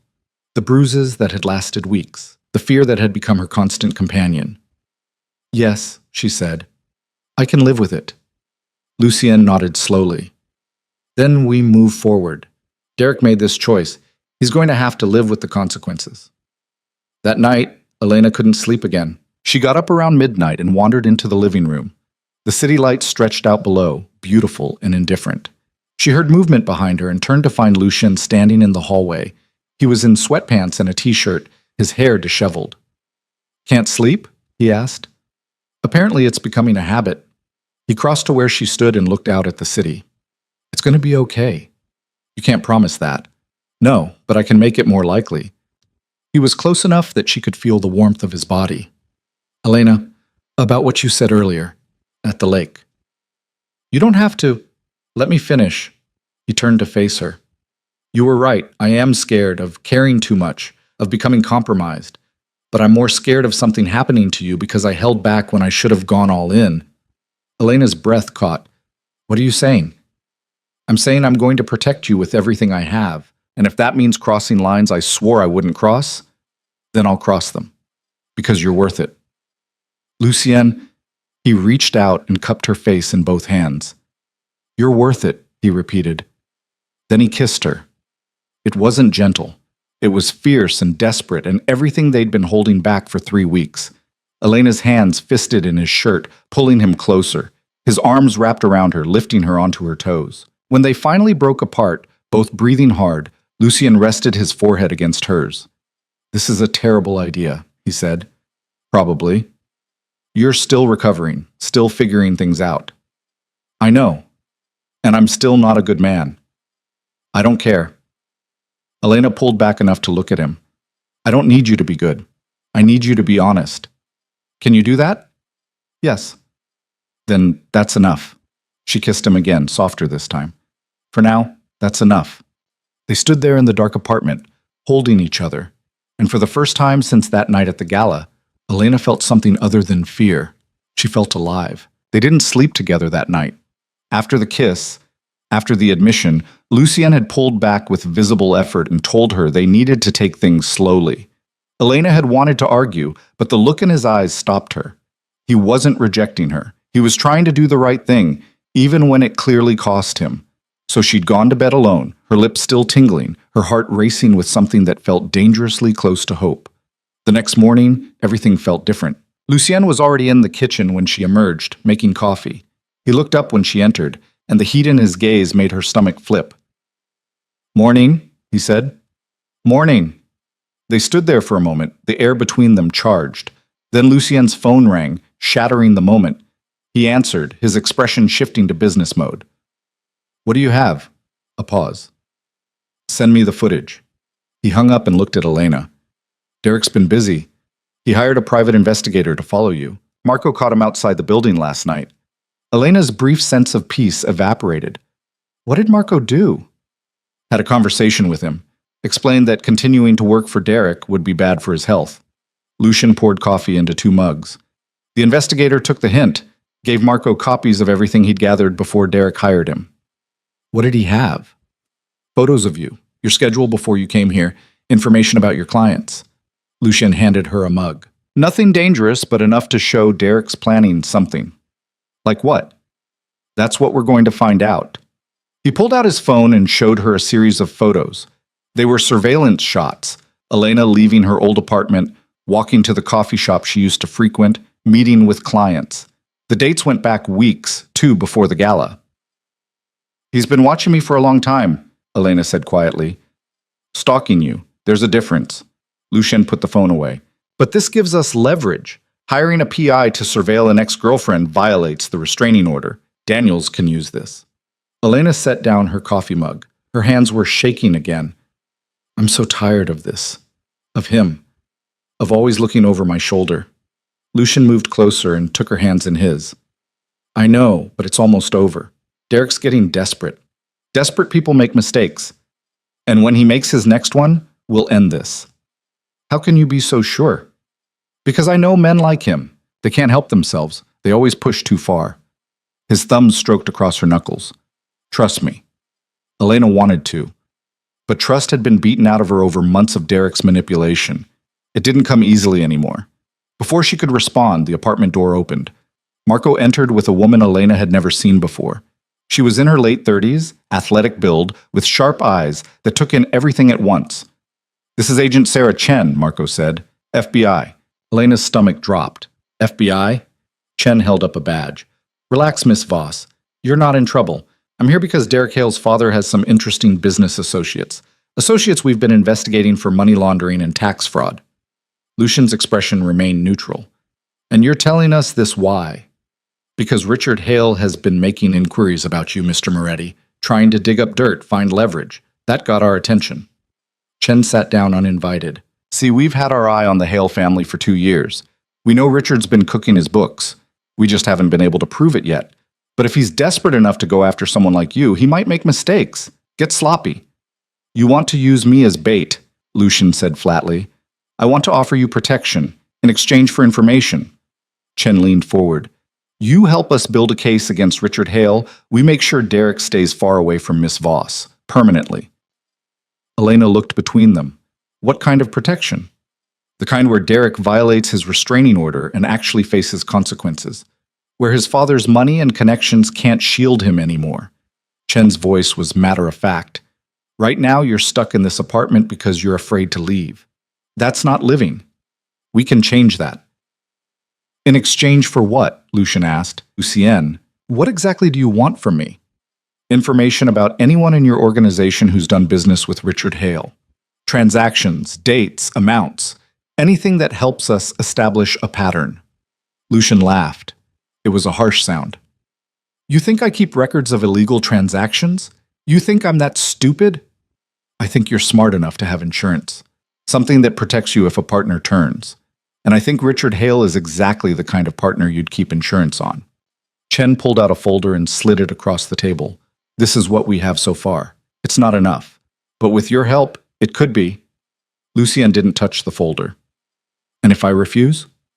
"Then Derek keeps coming at Miss Voss. Richard keeps using his connections to make your life difficult. And eventually, someone gets hurt." Chen stood. "I'm not asking you to testify. I'm not even asking you to go on record. Just point us in the right direction. Give us enough to get warrants. We'll do the rest." "I need to think about it." "You have 24 hours. After that, this offer expires." Chen handed him a card. "Call me when you decide." She left. Marco closed the door behind her and turned to Lucian. "What do you think?" "I think the FBI doesn't make house calls for money laundering cases. They want something bigger." Lucian picked up the folder Chen had left and flipped through it. "Richard Hale has been busy. Offshore accounts, shell companies. He's built himself a nice little empire." "Is any of it connected to us?" Marco asked. "Some. Nothing recent. Nothing that can't be explained." Lucien closed the folder. "But if Chen's sniffing around, others will be too. We need to be careful." Elena had been quiet through the whole exchange. Now she said, "You should help her." Both men looked at her. "If it gets Derek away from me permanently, you should do it," Elena continued. "I don't care about the risk." "I care," Lucien said. "Cooperating with the FBI, even indirectly, makes me look weak, like I need their help to handle a problem. That has consequences in my world." "What consequences?" "The kind where people start thinking they can come at me, challenge me. Because if I need federal protection, maybe I'm not as strong as they thought." His voice was hard. "In my business, perception is everything. Show weakness once and everyone smells blood." "So what? You let Derek keep terrorizing me because you're worried about your reputation?" "That's not what I said." "That's what it sounds like." Elena stood, anger flaring hot in her chest. "I'm a liability. I get it. Me being here complicates your life, makes you vulnerable. So maybe I should just leave, go back to my apartment and deal with Derek myself." "Elena, no.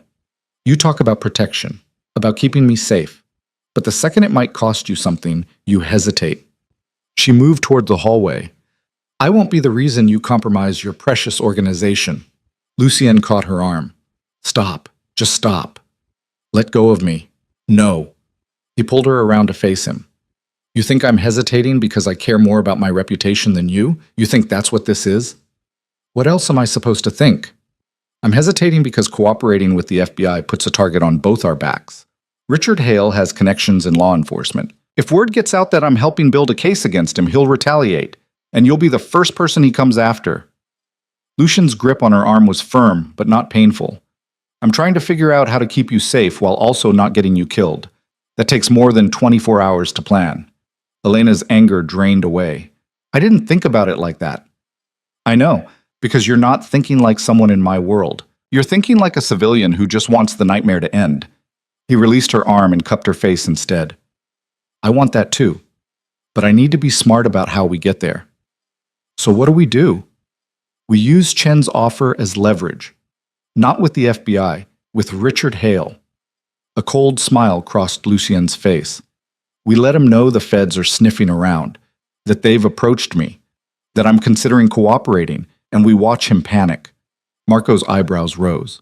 That's risky. Plus, everything's risky right now.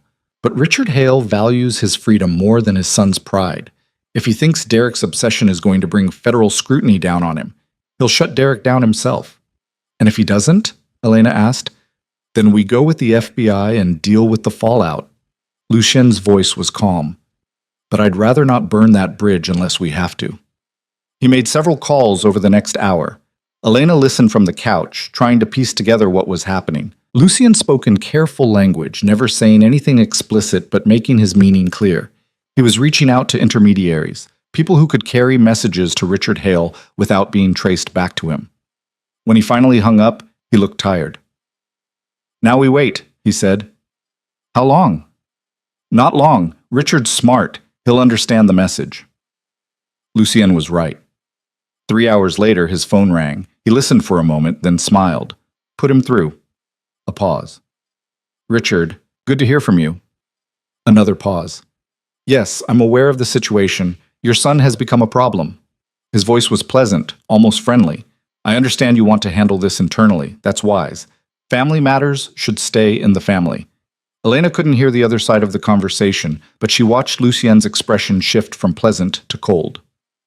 Here's what's going to happen, Lucien said. Derek is going to drop all charges. He's going to stop contacting Elena. He's going to disappear from her life completely. In exchange, I'll make sure the federal agents who've been asking questions about your offshore accounts lose interest. Silence on Lucien's end. Then, I'm glad we understand each other. You have until end of business tomorrow. After that, I can't control what the FBI does with the information they already have. He hung up and looked at Elena. It's done. Just like that? Just like that. Richard knows when he's cornered. He'll make Derek back off. What if Derek doesn't listen to his father? He will. Because Richard will make it clear that Derek's obsession is threatening the family fortune. And Richard didn't build his empire by letting anyone, including his son, jeopardize it. Elena wanted to believe him, but Derek had never responded well to being told what to do. You're assuming he'll be rational. I'm assuming his father has more leverage than you did. Money, inheritance, access to the family business. Richard can take all of that away. Lucien sat down beside her. Trust me, this is how it ends. Not with violence, not with the FBI, just with a father choosing his freedom over his son's vendetta. That night, Lucien took Elena to dinner. Not to the apartment's dining room, but to a real restaurant. A small Italian place tucked into a quiet neighborhood, the kind of place that didn't take reservations but somehow had a table ready when Lucien walked in. They sat in a corner booth, candlelight flickering between them. It felt almost normal, like they were just two people on a date, not a crime lord and the woman he was protecting from her abusive ex. How did you find this place? Elena asked, looking around at the cozy interior. My mother used to bring me here, before she got sick. Lucien's voice was soft. The owner's son and I grew up together, played baseball in the same league, got into trouble in the same alleys. You played baseball? For a while, until I realized I was better at other things. He smiled. I wasn't very good. Too impatient. Always swinging for the fences instead of just getting on base. Elena tried to picture a young Lucien, full of impatience and untamed energy. It was hard to reconcile with the controlled man sitting across from her. What changed? She asked. My father died. I had to grow up fast, take over responsibilities I wasn't ready for. He took a sip of wine. Baseball stopped mattering. The food arrived. Homemade pasta, simple but perfect. They ate in comfortable silence for a while. Then Elena said, Tell me something true, something you've never told anyone else. Lucien looked up, surprised. Why? Because I want to know you, not the version you show the world, the real you. He was quiet for a long time, then, I'm afraid of dying alone, of building this empire and having no one care when I'm gone, of being just another name on a headstone that no one visits. The confession was raw, honest. Elena reached across the table and took his hand. You won't be alone. You can't promise that. Neither can you, but we can choose to believe it anyway. She squeezed his fingers. Now you ask me something. What do you want? Lucien's dark eyes were serious. Not what you think you should want. Not what's practical. What do you actually want from your life? Elena had to think about it. For so long she'd wanted safety, wanted Derek gone, wanted to stop being afraid. But underneath all that, what did she actually want? I want to matter, she said finally. I want to create things that mean something, to help people, to build a life that's mine, not something I fell into or something someone else chose for me. She paused. And I want to be with someone who sees me, all of me, not just the parts that are easy or convenient. That's a tall order. I'm worth it.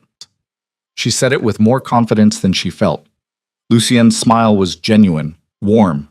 Yes, you are. They finished dinner and walked back to the car. The night was cold, but Elena felt warm from the wine and the conversation, and the way Lucien's hand rested on the small of her back.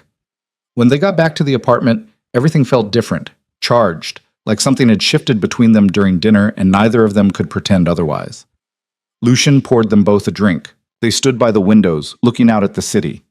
Thank you for tonight, Elena said, for treating me like a person instead of a problem to solve. You've never been a problem. He turned to face her. Complicated, yes, but never a problem. Elena set down her glass and moved closer. Lucien. Elena. Her name on his lips felt like a warning and an invitation all at once. I know we said we'd take things slow, but I don't want slow anymore. I want you. You're still... I know what I am, and I know what I want. She reached up and touched his face. Stop protecting me from myself. I'm asking for this. Clearly. Deliberately. I want you. Lucien's control cracked. He kissed her hard, backing her against the window. His hands were everywhere, in her hair, on her waist, cupping her face. Elena matched his intensity, pulling him closer, needing to feel all of him. They made it to his bedroom, barely. Clothes came off in a trail from the hallway, and when he finally laid her down on his bed, his eyes were dark with want and something that looked like reverence. You're sure? He asked, one last check. I've never been more sure of anything. That was all the permission he needed. He took his time, learning her body, finding what made her gasp and arch and forget everything except the feeling of his hands, his mouth, his weight pressing her into the mattress. It wasn't soft or gentle. It was fierce and desperate and real. And when they finally came together, Elena felt something inside her chest crack wide open. Afterward, they lay tangled in his sheets, breathing hard. Lucien's arm was wrapped around her, holding her close. Elena felt safe in a way she'd never experienced before. Not protected, not sheltered, just seen and wanted and valued. Stay with me, Lucien said quietly. Not just tonight. Really stay. I thought that was already the plan.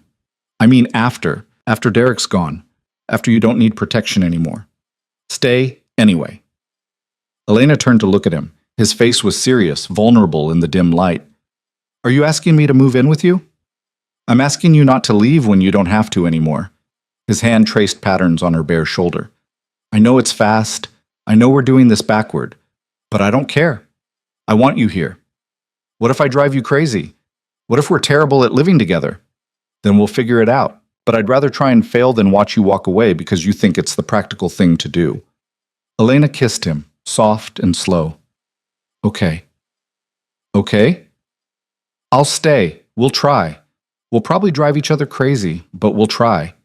Lucien pulled her closer, and Elena felt his body relax, like he'd been holding tension she hadn't noticed until it released. They fell asleep like that, wrapped around each other, and Elena didn't dream about Derek at all. The next morning, everything went to hell. Elena woke to shouting.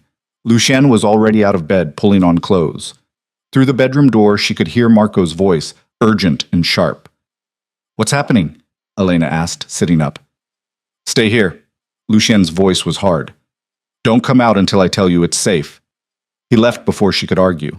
Elena grabbed a robe and moved to the door, listening. How many? That was Lucien.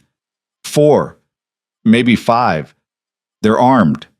Marco's voice. Building security is trying to lock down the elevators, but one team already made it past the lobby. Derek? Front and center. He's lost it, Lucien. Completely lost it. Elena's blood went cold. She opened the door and stepped into the hallway. Lucien spun around, anger flashing across his face. I told you to stay in the bedroom. Derek's here. In the building. I'm not hiding while... The apartment door exploded inward, wood splintered, men in tactical gear poured through. Elena screamed. Lucien shoved her behind him, reaching for something at his back. A gun appeared in his hand. Get down, he shouted. Everything happened too fast. Gunfire erupted, deafening in the enclosed space. Marco returned fire from behind the kitchen counter. One of the tactical team went down. Then another. Through the chaos, Elena saw Derek. He wasn't in gear like the others. He was in a suit, hair disheveled, eyes wild. He was pointing at her, shouting something she couldn't hear over the gunfire. Lucien fired twice. Both shots hit center mass. 2 more men dropped, but there were more coming. The hallway beyond the shattered door was full of movement. Derek had brought an army. We need to move, Marco shouted. The safe room! Lucien grabbed Elena's arm and pulled her down the hallway. Behind them, more gunfire, the sound of men shouting, breaking glass. They reached a door Elena had never noticed before. Lucien pressed his palm to a panel and the door swung open, revealing a reinforced room with concrete walls and no windows. A panic room. He shoved Elena inside. Stay here. Don't open this door for anyone but me. No, I'm not leaving you out there. Elena, I'm not losing you. Her voice broke. Please don't ask me to hide while you get killed protecting me. Lucien's expression shifted. For a moment she saw past all his walls, saw the fear and the love and the desperate need to keep her safe.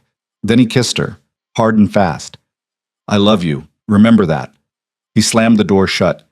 Elena heard the locks engage. She was trapped inside the safe room, alone, while gunfire echoed through the apartment.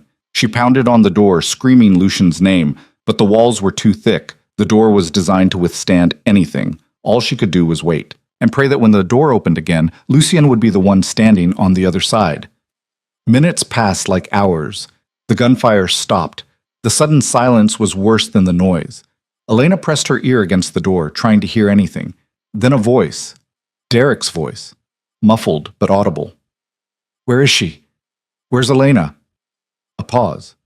Then Lucien's voice. Strained. Gone. I sent her away. Liar! She's here. I know she's here. Derek sounded unhinged. Tell me where she is, or I start putting bullets in your knees. Do what you need to do. You're not getting her. Elena's heart was hammering so hard she thought it might crack her ribs. She looked around the safe room desperately. There had to be another way out. A phone. Something. She found a panel on the wall. Emergency communications. She pulled it open and found a phone handset. She grabbed it and dialed the only number she could think of. Agent Chen answered on the second ring. Chen. This is Elena Voss. Derek Hale is in Lucien Moretti's apartment. He has armed men. They're shooting. Lucien's hurt. We need help. Now. Where are you? Sinclair Hotel, 13th floor, private apartment. Please hurry. Stay on the line. Help is coming. Elena heard more shouting through the walls, then a single gunshot. She screamed into the phone. Hurry, please. 2 minutes out. Stay where you are. Do not open the door. Elena sank to the floor, phone pressed to her ear, and waited for the sound of sirens. The sirens came exactly when Agent Chen had promised. Elena heard them through the thick walls, distant but growing closer. Then came the sound of boots pounding upstairs, shouted commands, the unmistakable authority of law enforcement flooding the building. Derek's voice cut through the chaos, high and panicked. You don't understand. She's mine. She belongs to me. Drop your weapon. Drop it now. More shouting. A scuffle. Then silence. Elena stayed on the floor, phone still pressed to her ear, Chen's voice a steady anchor. Elena, can you hear what's happening? They're here. The police are here. Good. Stay in the safe room. Don't come out until an officer identifies themselves and gives you the all clear. Do you understand? What about Lucien? Is he... Her voice broke. I heard a gunshot. We don't have that information yet, but help is there. They'll secure the scene and get medical attention to anyone who needs it. The wait was agony. Elena counted her heartbeats, trying to stay calm, trying not to imagine Lucien bleeding out on the floor of his own apartment while she hid behind reinforced walls. Finally, a knock on the safe room door. "Miss Voss? This is Officer Ramirez with Chicago PD. You're safe to come out now." Elena scrambled to her feet. "Lucien Moretti, where is he?" "Ma'am, I need you to open the door first." Her hand shook as she worked the lock mechanism. The door swung open, and she found herself face to face with a young officer in tactical gear. Behind him, the apartment was destroyed. Bullet holes in the walls, shattered glass everywhere, blood on the marble floor. "Where is he?" Elena pushed past the officer. "Ma'am, you need to stay back. This is an active crime scene." But Elena was already running through the apartment. She found Marco first, sitting against the kitchen counter with a paramedic wrapping his shoulder. He was pale but conscious. "Where's Lucien?" she demanded. Marco's eyes moved to the hallway. "Bedroom. He's alive, Elena. He's alive." She ran. The bedroom door was open, more paramedics inside, and there, sitting on the edge of the bed with his shirt off and blood streaked across his ribs, was Lucien. Their eyes met. Relief crashed through Elena so hard her knees almost buckled.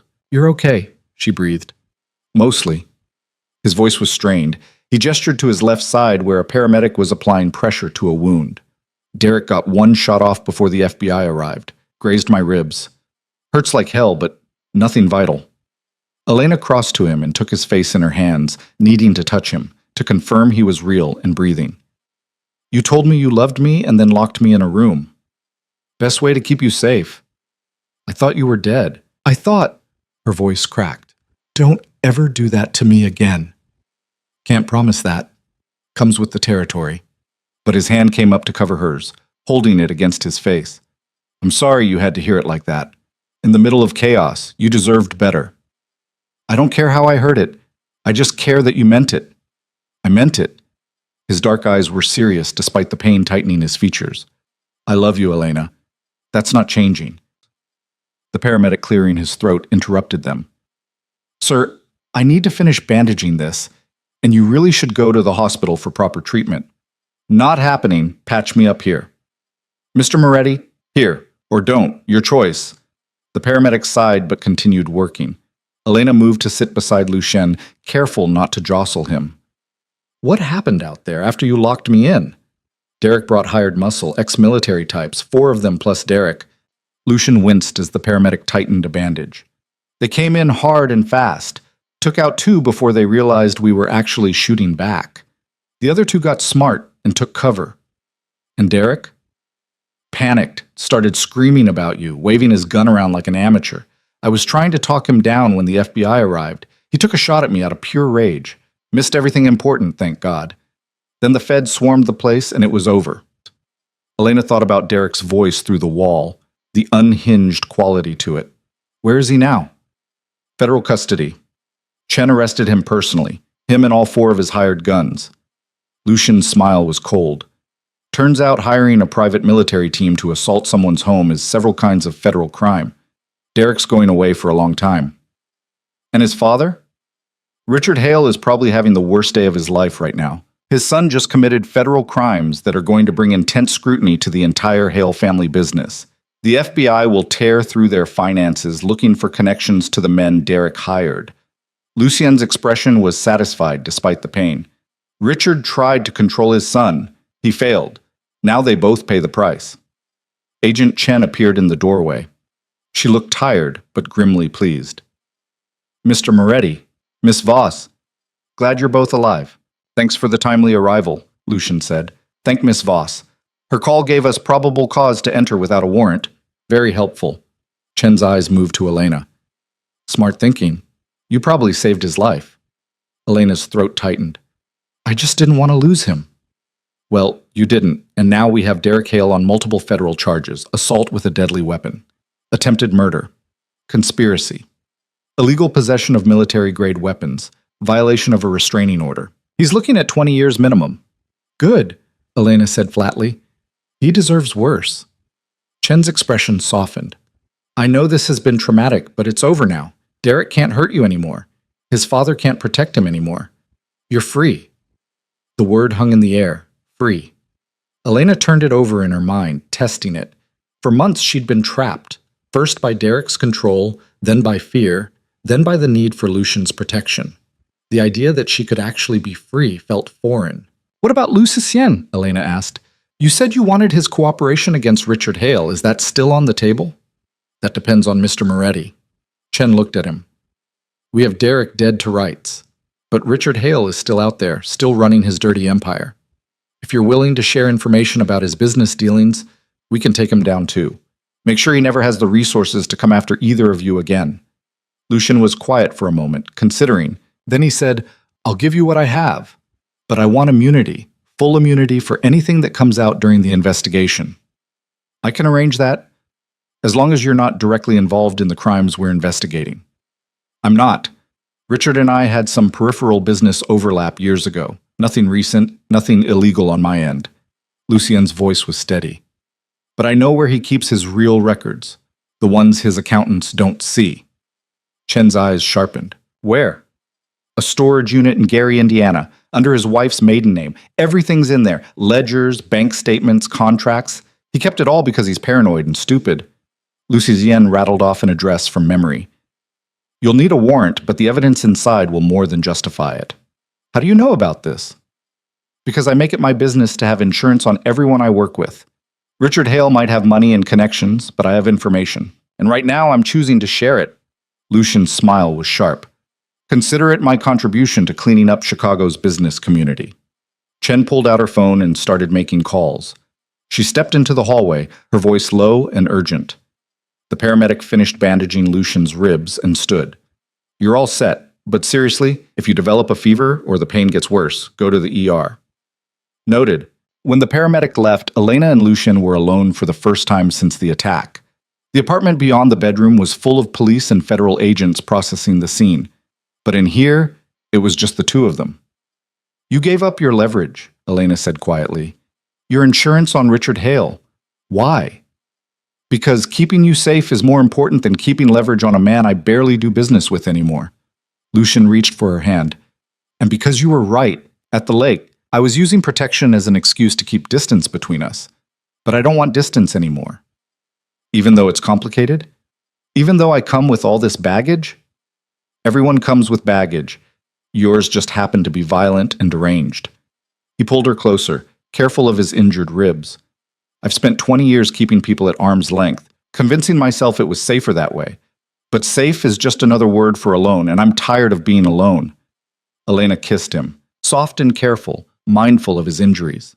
"I love you too. In case that wasn't clear from the part where I called the FBI to save your life." It was pretty clear. His hand moved to the back of her neck, that gesture she'd come to recognize as his, possessive but gentle. "So what happens now, when all this is over and you don't need protection anymore?" "I stay anyway. Like you asked. We try this thing for real. It won't be easy. My life is complicated. So is mine. We'll figure it out." Elena settled against his good side, careful not to hurt him. "Besides, I've gotten used to the view from this apartment. Be ashamed to give it up." Lucian laughed, then winced. "Don't make me laugh. Hurts." They sat like that for a while, listening to the activity in the rest of the apartment.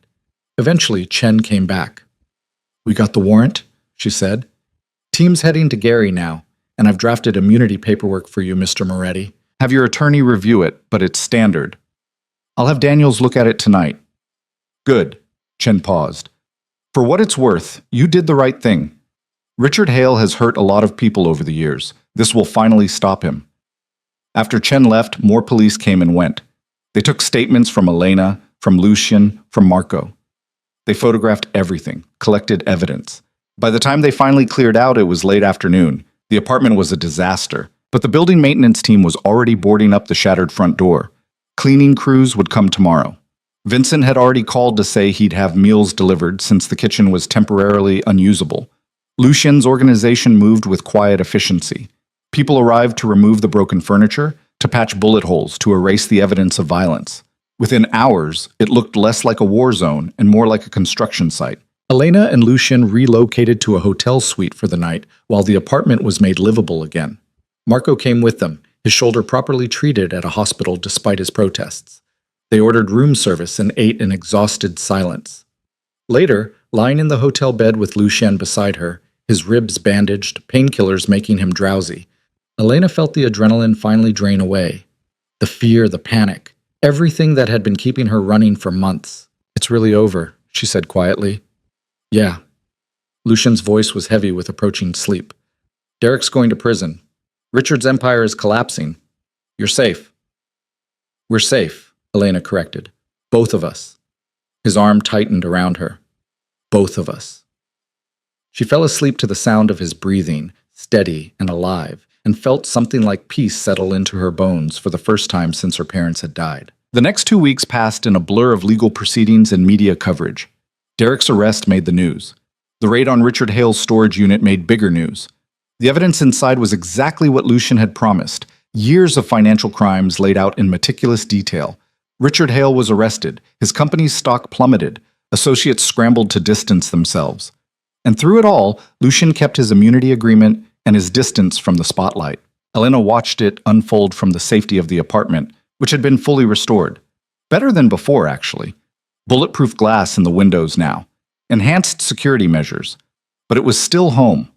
Sophia continued the self-defense training. Kat continued the business coaching. Elena's client list was growing. She'd landed 3 major contracts in the past week alone, all of them paying exactly what she was worth. One afternoon, about 3 weeks after the attack, Elena was working at the dining table when Lucien came home early. He looked different, lighter, somehow. "What happened?" she asked. "Richard Hale took a plea deal, 15 years federal prison. No possibility of parole." Lucien sat down across from her. "It's done. The whole thing is done." "And Derek?"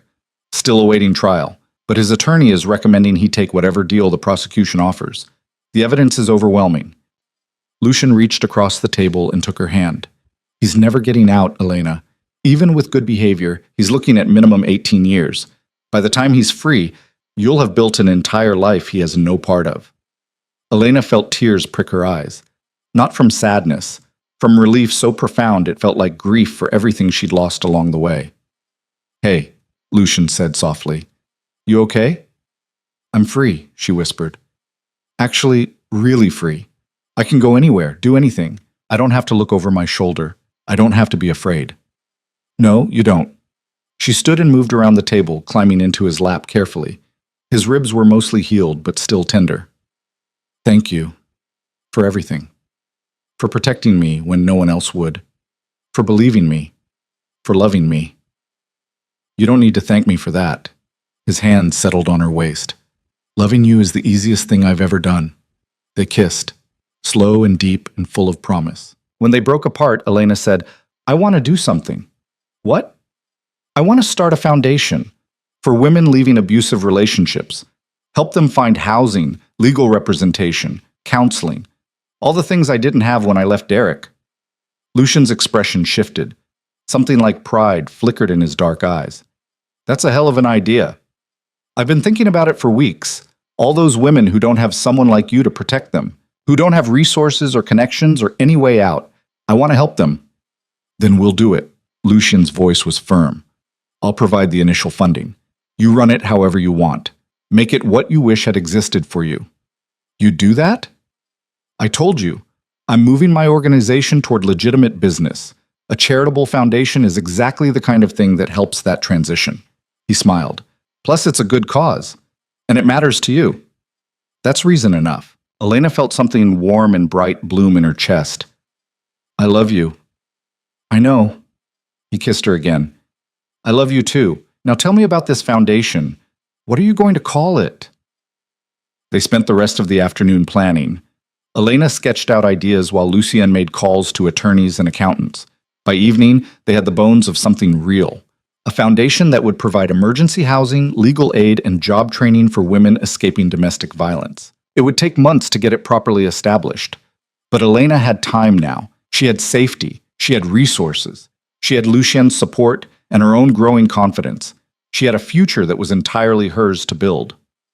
2 months later, Elena stood in front of a small office space in downtown Chicago.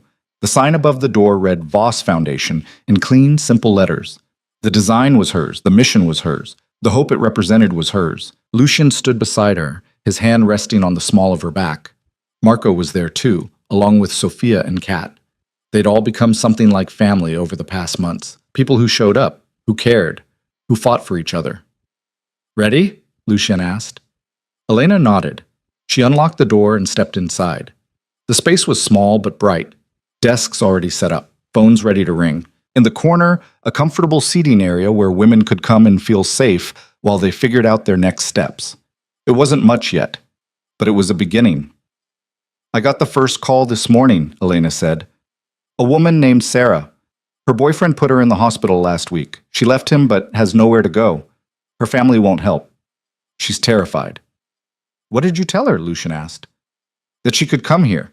That we'd find her safe housing by tonight. That she wasn't alone anymore. Elena turned to face him. We're setting her up in a secure apartment. Full security. Legal consultation tomorrow. Job placement assistance starting next week. Good. Lucien pulled her close. You're going to change lives here, Elena. You know that, right? We're going to change lives. This is both of us. No, this is you. I'm just providing resources. You're providing hope.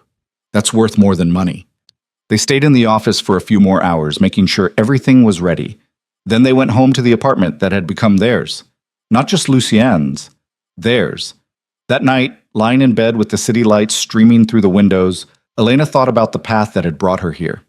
The violence, the fear, the desperate kiss at a gala that had changed everything. She'd walked up to a stranger and gambled her life on a moment of reckless courage. And somehow, impossibly, it had led her here. To safety. To purpose. To love that felt solid and real and nothing like the twisted thing Derek had called love. What are you thinking about? Lucien asked, his voice sleepy. How nothing turned out the way I expected. Is that good or bad? Good. Definitely good. She turned to face him. I thought you were going to save me. That night at the gala, I thought I needed someone strong enough to stand between me and Derek. And I did need that. But what I needed more was someone who believed I could save myself. Who just held the door open and gave me room to become who I was supposed to be. Lucien's hand moved to cup her face, his thumb brushing across her cheekbone. You did the hard work, Elena. All of it. I just made sure you had the space to do it safely. We saved each other. You from being alone, me from being afraid. That's fair. More than fair. He kissed her forehead. You know what the funny thing is? I spent 20 years convinced that caring about someone would make me weak, would compromise everything I'd built. But loving you made me stronger, made me better, made me actually want to be better. Elena's eyes burned with tears. Happy ones this time. So what happens now? We just live happily ever after. I don't know about happily ever after. That sounds boring. Lucien smiled. But we build something real. Together, we help people who need it. We love each other even when it's hard. And we don't waste time pretending we're anything other than what we are. Which is? Two broken people who found each other at exactly the right time. Who chose to be brave instead of safe. Who built something good out of something violent. His voice was soft. We're not a fairy tale, Elena. We're better than that. We're real. She kissed him then, long and deep and full of everything she couldn't find words for. When they broke apart, she said, I want you to know something. That night at the gala, when I walked up to you, I wasn't thinking about love or forever or any of this. I was just trying to survive. I know. But now I choose you. Not because I'm afraid, not because I need protection, but because you're the person I want beside me when I'm building the life I was supposed to have. Lucien's expression cracked open, vulnerable and raw and beautiful. That's all I've ever wanted. To be chosen, not needed, chosen. Then you're chosen, every day, for as long as you'll have me. That's going to be a very long time. They fell asleep wrapped around each other, two people who'd found safety in each other's arms and decided to make it permanent. 3 months later, Elena sat in the foundation's office, reviewing applications for their emergency housing program. They'd helped 14 women so far. Sarah had gotten a job at a marketing firm and moved into her own apartment. Another woman, Maria, had escaped with her 2 kids and was now enrolled in a nursing program. The foundation was growing, making a difference. Elena hired 2 full-time staff members and was in talks with the city about expanding their services. Lucien had been true to his word. He'd shifted more of his business interests into legitimate enterprises, security consulting, real estate development. He still had connections to his old world, but they were fading. The man who'd built an empire on violence was slowly, carefully building something better. They got engaged on a random Tuesday in April. No grand gesture. Just Lucian coming home from a meeting, finding Elena at the dining table surrounded by paperwork, and saying, "Marry me." Elena looked up, surprised. "What?" "Marry me. Make it official. Build this life together permanently." He pulled a ring from his pocket. Simple, elegant. Exactly her taste. "I don't want to wait anymore. I don't want to pretend this is anything other than forever." Elena's heart was hammering. That's the worst proposal I've ever heard. "It's the only one you're getting." She laughed, stood, crossed to him and took the ring from his hand. "Yes. Obviously yes." He slid the ring onto her finger, and it fit perfectly. Of course it did. Lucien didn't do anything without being thorough. They got married 2 months later. Small ceremony. Just close friends and the people who mattered. Sophia was there. Kat, Marco. Vincent the chef made the cake. Agent Chen even showed up, off-duty and smiling. Elena wore a dress she designed herself. Simple and elegant. Lucien wore a suit that probably cost more than most people's cars. They exchanged vows in the apartment where everything had started, where Elena had first felt safe, where they'd first admitted they loved each other. The vows were private, no traditional promises, just honest words about choosing each other, about building something that would last, about refusing to let fear or violence or the past define their future. When Lucien kissed her at the end, Elena felt the final piece of her old life fall away. She wasn't the scared woman who'd walked up to a stranger at a gala anymore. She was someone new, someone stronger, someone who'd learned that love didn't have to hurt, that protection could come without control, that the right person would make you braver instead of smaller. A year after the attack, Elena got a letter. It was from Derek. Forwarded through multiple legal channels to ensure he didn't have her actual address. She almost threw it away without reading it, but Lucien was there, and he said, "Your choice. But sometimes closure comes from unexpected places." Elena opened it. The letter was long, rambling in places. Derek talked about therapy, about realizing he'd been sick, about understanding, finally, what he'd done to her.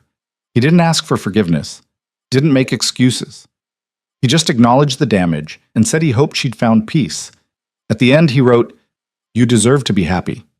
I know I never gave you that. I hope whoever did knows how lucky they are." Elena read it twice. Then she folded it carefully and put it in a drawer. She didn't respond, didn't owe Derek anything, not even acknowledgement of his apology. But she kept the letter, not because she forgave him, not because it changed anything, but because it was proof that even the worst people could sometimes find clarity, that violence could be recognized and named, that accountability, however late, still mattered. "You okay?" Lucien asked. "Yeah." Elena closed the drawer. "I'm okay. He's just a part of my past now, not my present, not my future." "Good, because your future is waiting." He gestured to the living room where Elena had set up a makeshift office for foundation work. "You have 3 interviews this afternoon for the director of outreach position. And tonight we're having dinner with the mayor to discuss expanding the foundation's city funding." Elena smiled. Her life was full now. Not perfect. They still fought sometimes, still had to navigate the complications of Lucian's business and her foundation and the fact that they came from completely different worlds. But it worked. They worked. 18 months after the gala, Elena found out she was pregnant. She took the test in the apartment bathroom, hands shaking, not from fear, but from the sheer enormity of it. She was going to be a mother. She and Lucien were going to have a child. When she told him, Lucien went very still. Then he pulled her close and held her like she might disappear. "Are you scared?" she asked. Terrified, but in a good way. His hand moved to her stomach, still flat but carrying their future. "I'm going to be a father. I'm going to have a chance to do this right, to be nothing like my own father. You already are nothing like him. I want to be better, for you, for this baby, for the life we're building." He kissed her. "I love you, both of you." The pregnancy was normal, healthy.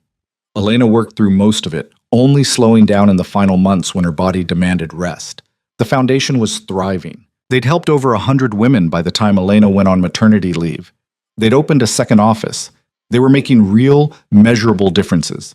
Their son was born on a cold January morning. Labor was long and painful, and nothing like the gentle experience people promised. But when Lucien placed their baby in Elena's arms, everything else fell away. They named him Marcus, after Marco, who'd taken a bullet protecting them, who'd become family without ever asking for anything in return.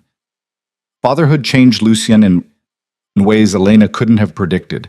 He was softer, more open. He'd hold Marcus for hours, just watching him sleep, like he couldn't believe something so perfect could exist. "I never thought I'd have this," Lucien said one night, rocking Marcus while Elena tried to rest. "A family, a real one, built on love instead of obligation or fear." "You have it now." Elena's voice was drowsy. "We both do." Marcus grew, healthy and loved and safe in ways his parents had never been. Elena went back to work part-time, running the foundation from home when she could. Lucien continued shifting his business toward legitimacy. They bought a house outside the city, something with a yard, room to grow. The apartment in the Sinclair Hotel became their city place, somewhere to stay when work demanded it. But home was the house with the yard and the nursery painted soft blue and the family photos on the walls. Life wasn't perfect. Marcus had colic for the first 3 months and no one slept.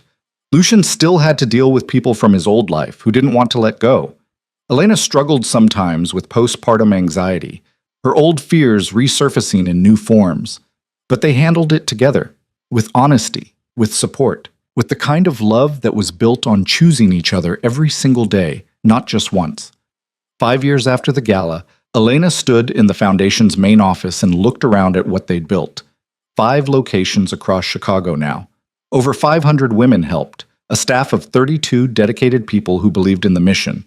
Sarah, the first woman the foundation had helped, was now their director of client services. She'd rebuilt her life completely, was engaged to a man who treated her with genuine respect. She'd become Elena's friend, her reminder that recovery was possible. "Big day tomorrow," Sarah said, appearing at Elena's shoulder. "You ready?" Tomorrow was the foundation's 5-year anniversary gala, a fundraiser to expand services to 2 more cities. Elena had been planning it for months. "As ready as I'll ever be," Elena said. "Weird to think the last gala I went to, I was running from Derek. Now I'm hosting one to help other women run from their own versions of him." "You've come a long way." "We all have." Elena turned to face Sarah. "That's what I want tomorrow night to be about. Not me, not my story, but all the women who've walked through these doors and chosen to rebuild. They're the real heroes." The gala was held at the Sinclair Hotel, full circle. Elena wore a dress she'd designed herself, confident and elegant. Lucien was at her side in a perfect suit, Marcus at home with a trusted sitter. The ballroom was full. Donors, supporters, women the foundation had helped, dressed up and proud and alive. Elena gave a speech about the mission, about hope, about the fact that leaving was just the first step, and healing was a journey that looked different for everyone. She talked about courage, about how sometimes it looked like walking across a ballroom and kissing a stranger. Sometimes it looked like calling a helpline. Sometimes it looked like getting out of bed on the days when fear made that feel impossible.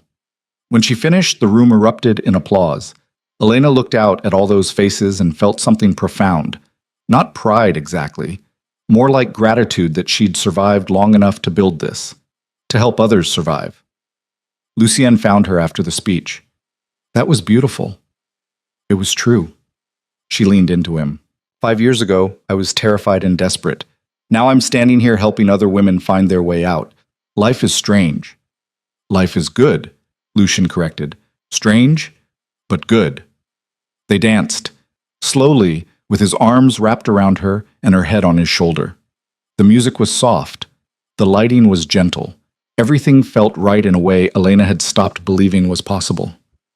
"Thank you," she whispered. "For what?" "For catching me when I fell. For loving me when I didn't think I deserved it. For building this life with me." Lucien pulled back enough to look at her. "You saved yourself, Elena. I just made sure you had room to do it. We saved each other. That's the truth." He kissed her, right there on the dance floor, in front of everyone who mattered. It was nothing like that first desperate kiss at a different gala in this same building. That kiss had been about survival. This one was about love, about choice, about everything they'd built together from the ashes of violence and fear. When they broke apart, Lucian said, "I have something for you." He pulled a small box from his pocket. Inside was a necklace, a simple pendant engraved with a date. The night of the gala, where everything had started. "So we never forget where we came from," he said, "and how far we've traveled." Elena's eyes burned with tears. Happy ones. Always happy ones now. "It's perfect." He fastened it around her neck, and Elena felt the weight of it settle against her skin. A reminder. A promise. A piece of their story made permanent. They left the gala early, unable to stay away from Marcus any longer, drove home to their house in the suburbs, paid the sitter, stood together in the nursery doorway watching their son sleep. "We did good," Lucien whispered. "Yeah, we did." Marcus stirred, sensing their presence. His eyes opened and he smiled that gummy baby smile that made everything worth it. Elena picked him up, held him close, and felt the last piece of her old fear finally release its grip. She'd spent so long being afraid. Afraid of Derek, afraid of being alone, afraid she'd never escape the cycle of violence that had trapped her. But fear had a limit. And love, real love, was stronger. She looked at Lucien, holding their son, standing in the home they'd built together. This was what safety looked like. Not walls or guards or locked doors, just people choosing each other, choosing kindness over cruelty, choosing to build instead of destroy. "I love you," she said. "I love you too." Lucien kissed the top of Marcus's head. "Both of you. Forever." And Elena believed him. Because forever wasn't a promise anymore. It was a choice they made every single day. To show up.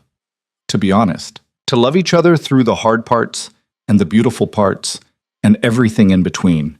The past would always be there. Derek's violence, the fear, the desperate kiss that had changed everything. But it didn't define them anymore. What defined them now was this. A family built from chaos, a love forged in fire, a life that proved violence didn't have to win, that people could heal. That hope was real, even when it felt impossible. Elena Voss had walked into a gala looking for an escape and found a future instead. Had kissed a dangerous man out of desperation and discovered he was exactly what she needed. Not a hero, not a savior, just a person brave enough to hold the door open while she saved herself. And together they'd built something beautiful, something that would last, something that mattered. That was the real story, not the violence or the fear or the dramatic rescue, but the quiet decision to choose love, to choose healing, to choose each other every single day no matter what. And in the end, that was enough, more than enough. It was everything.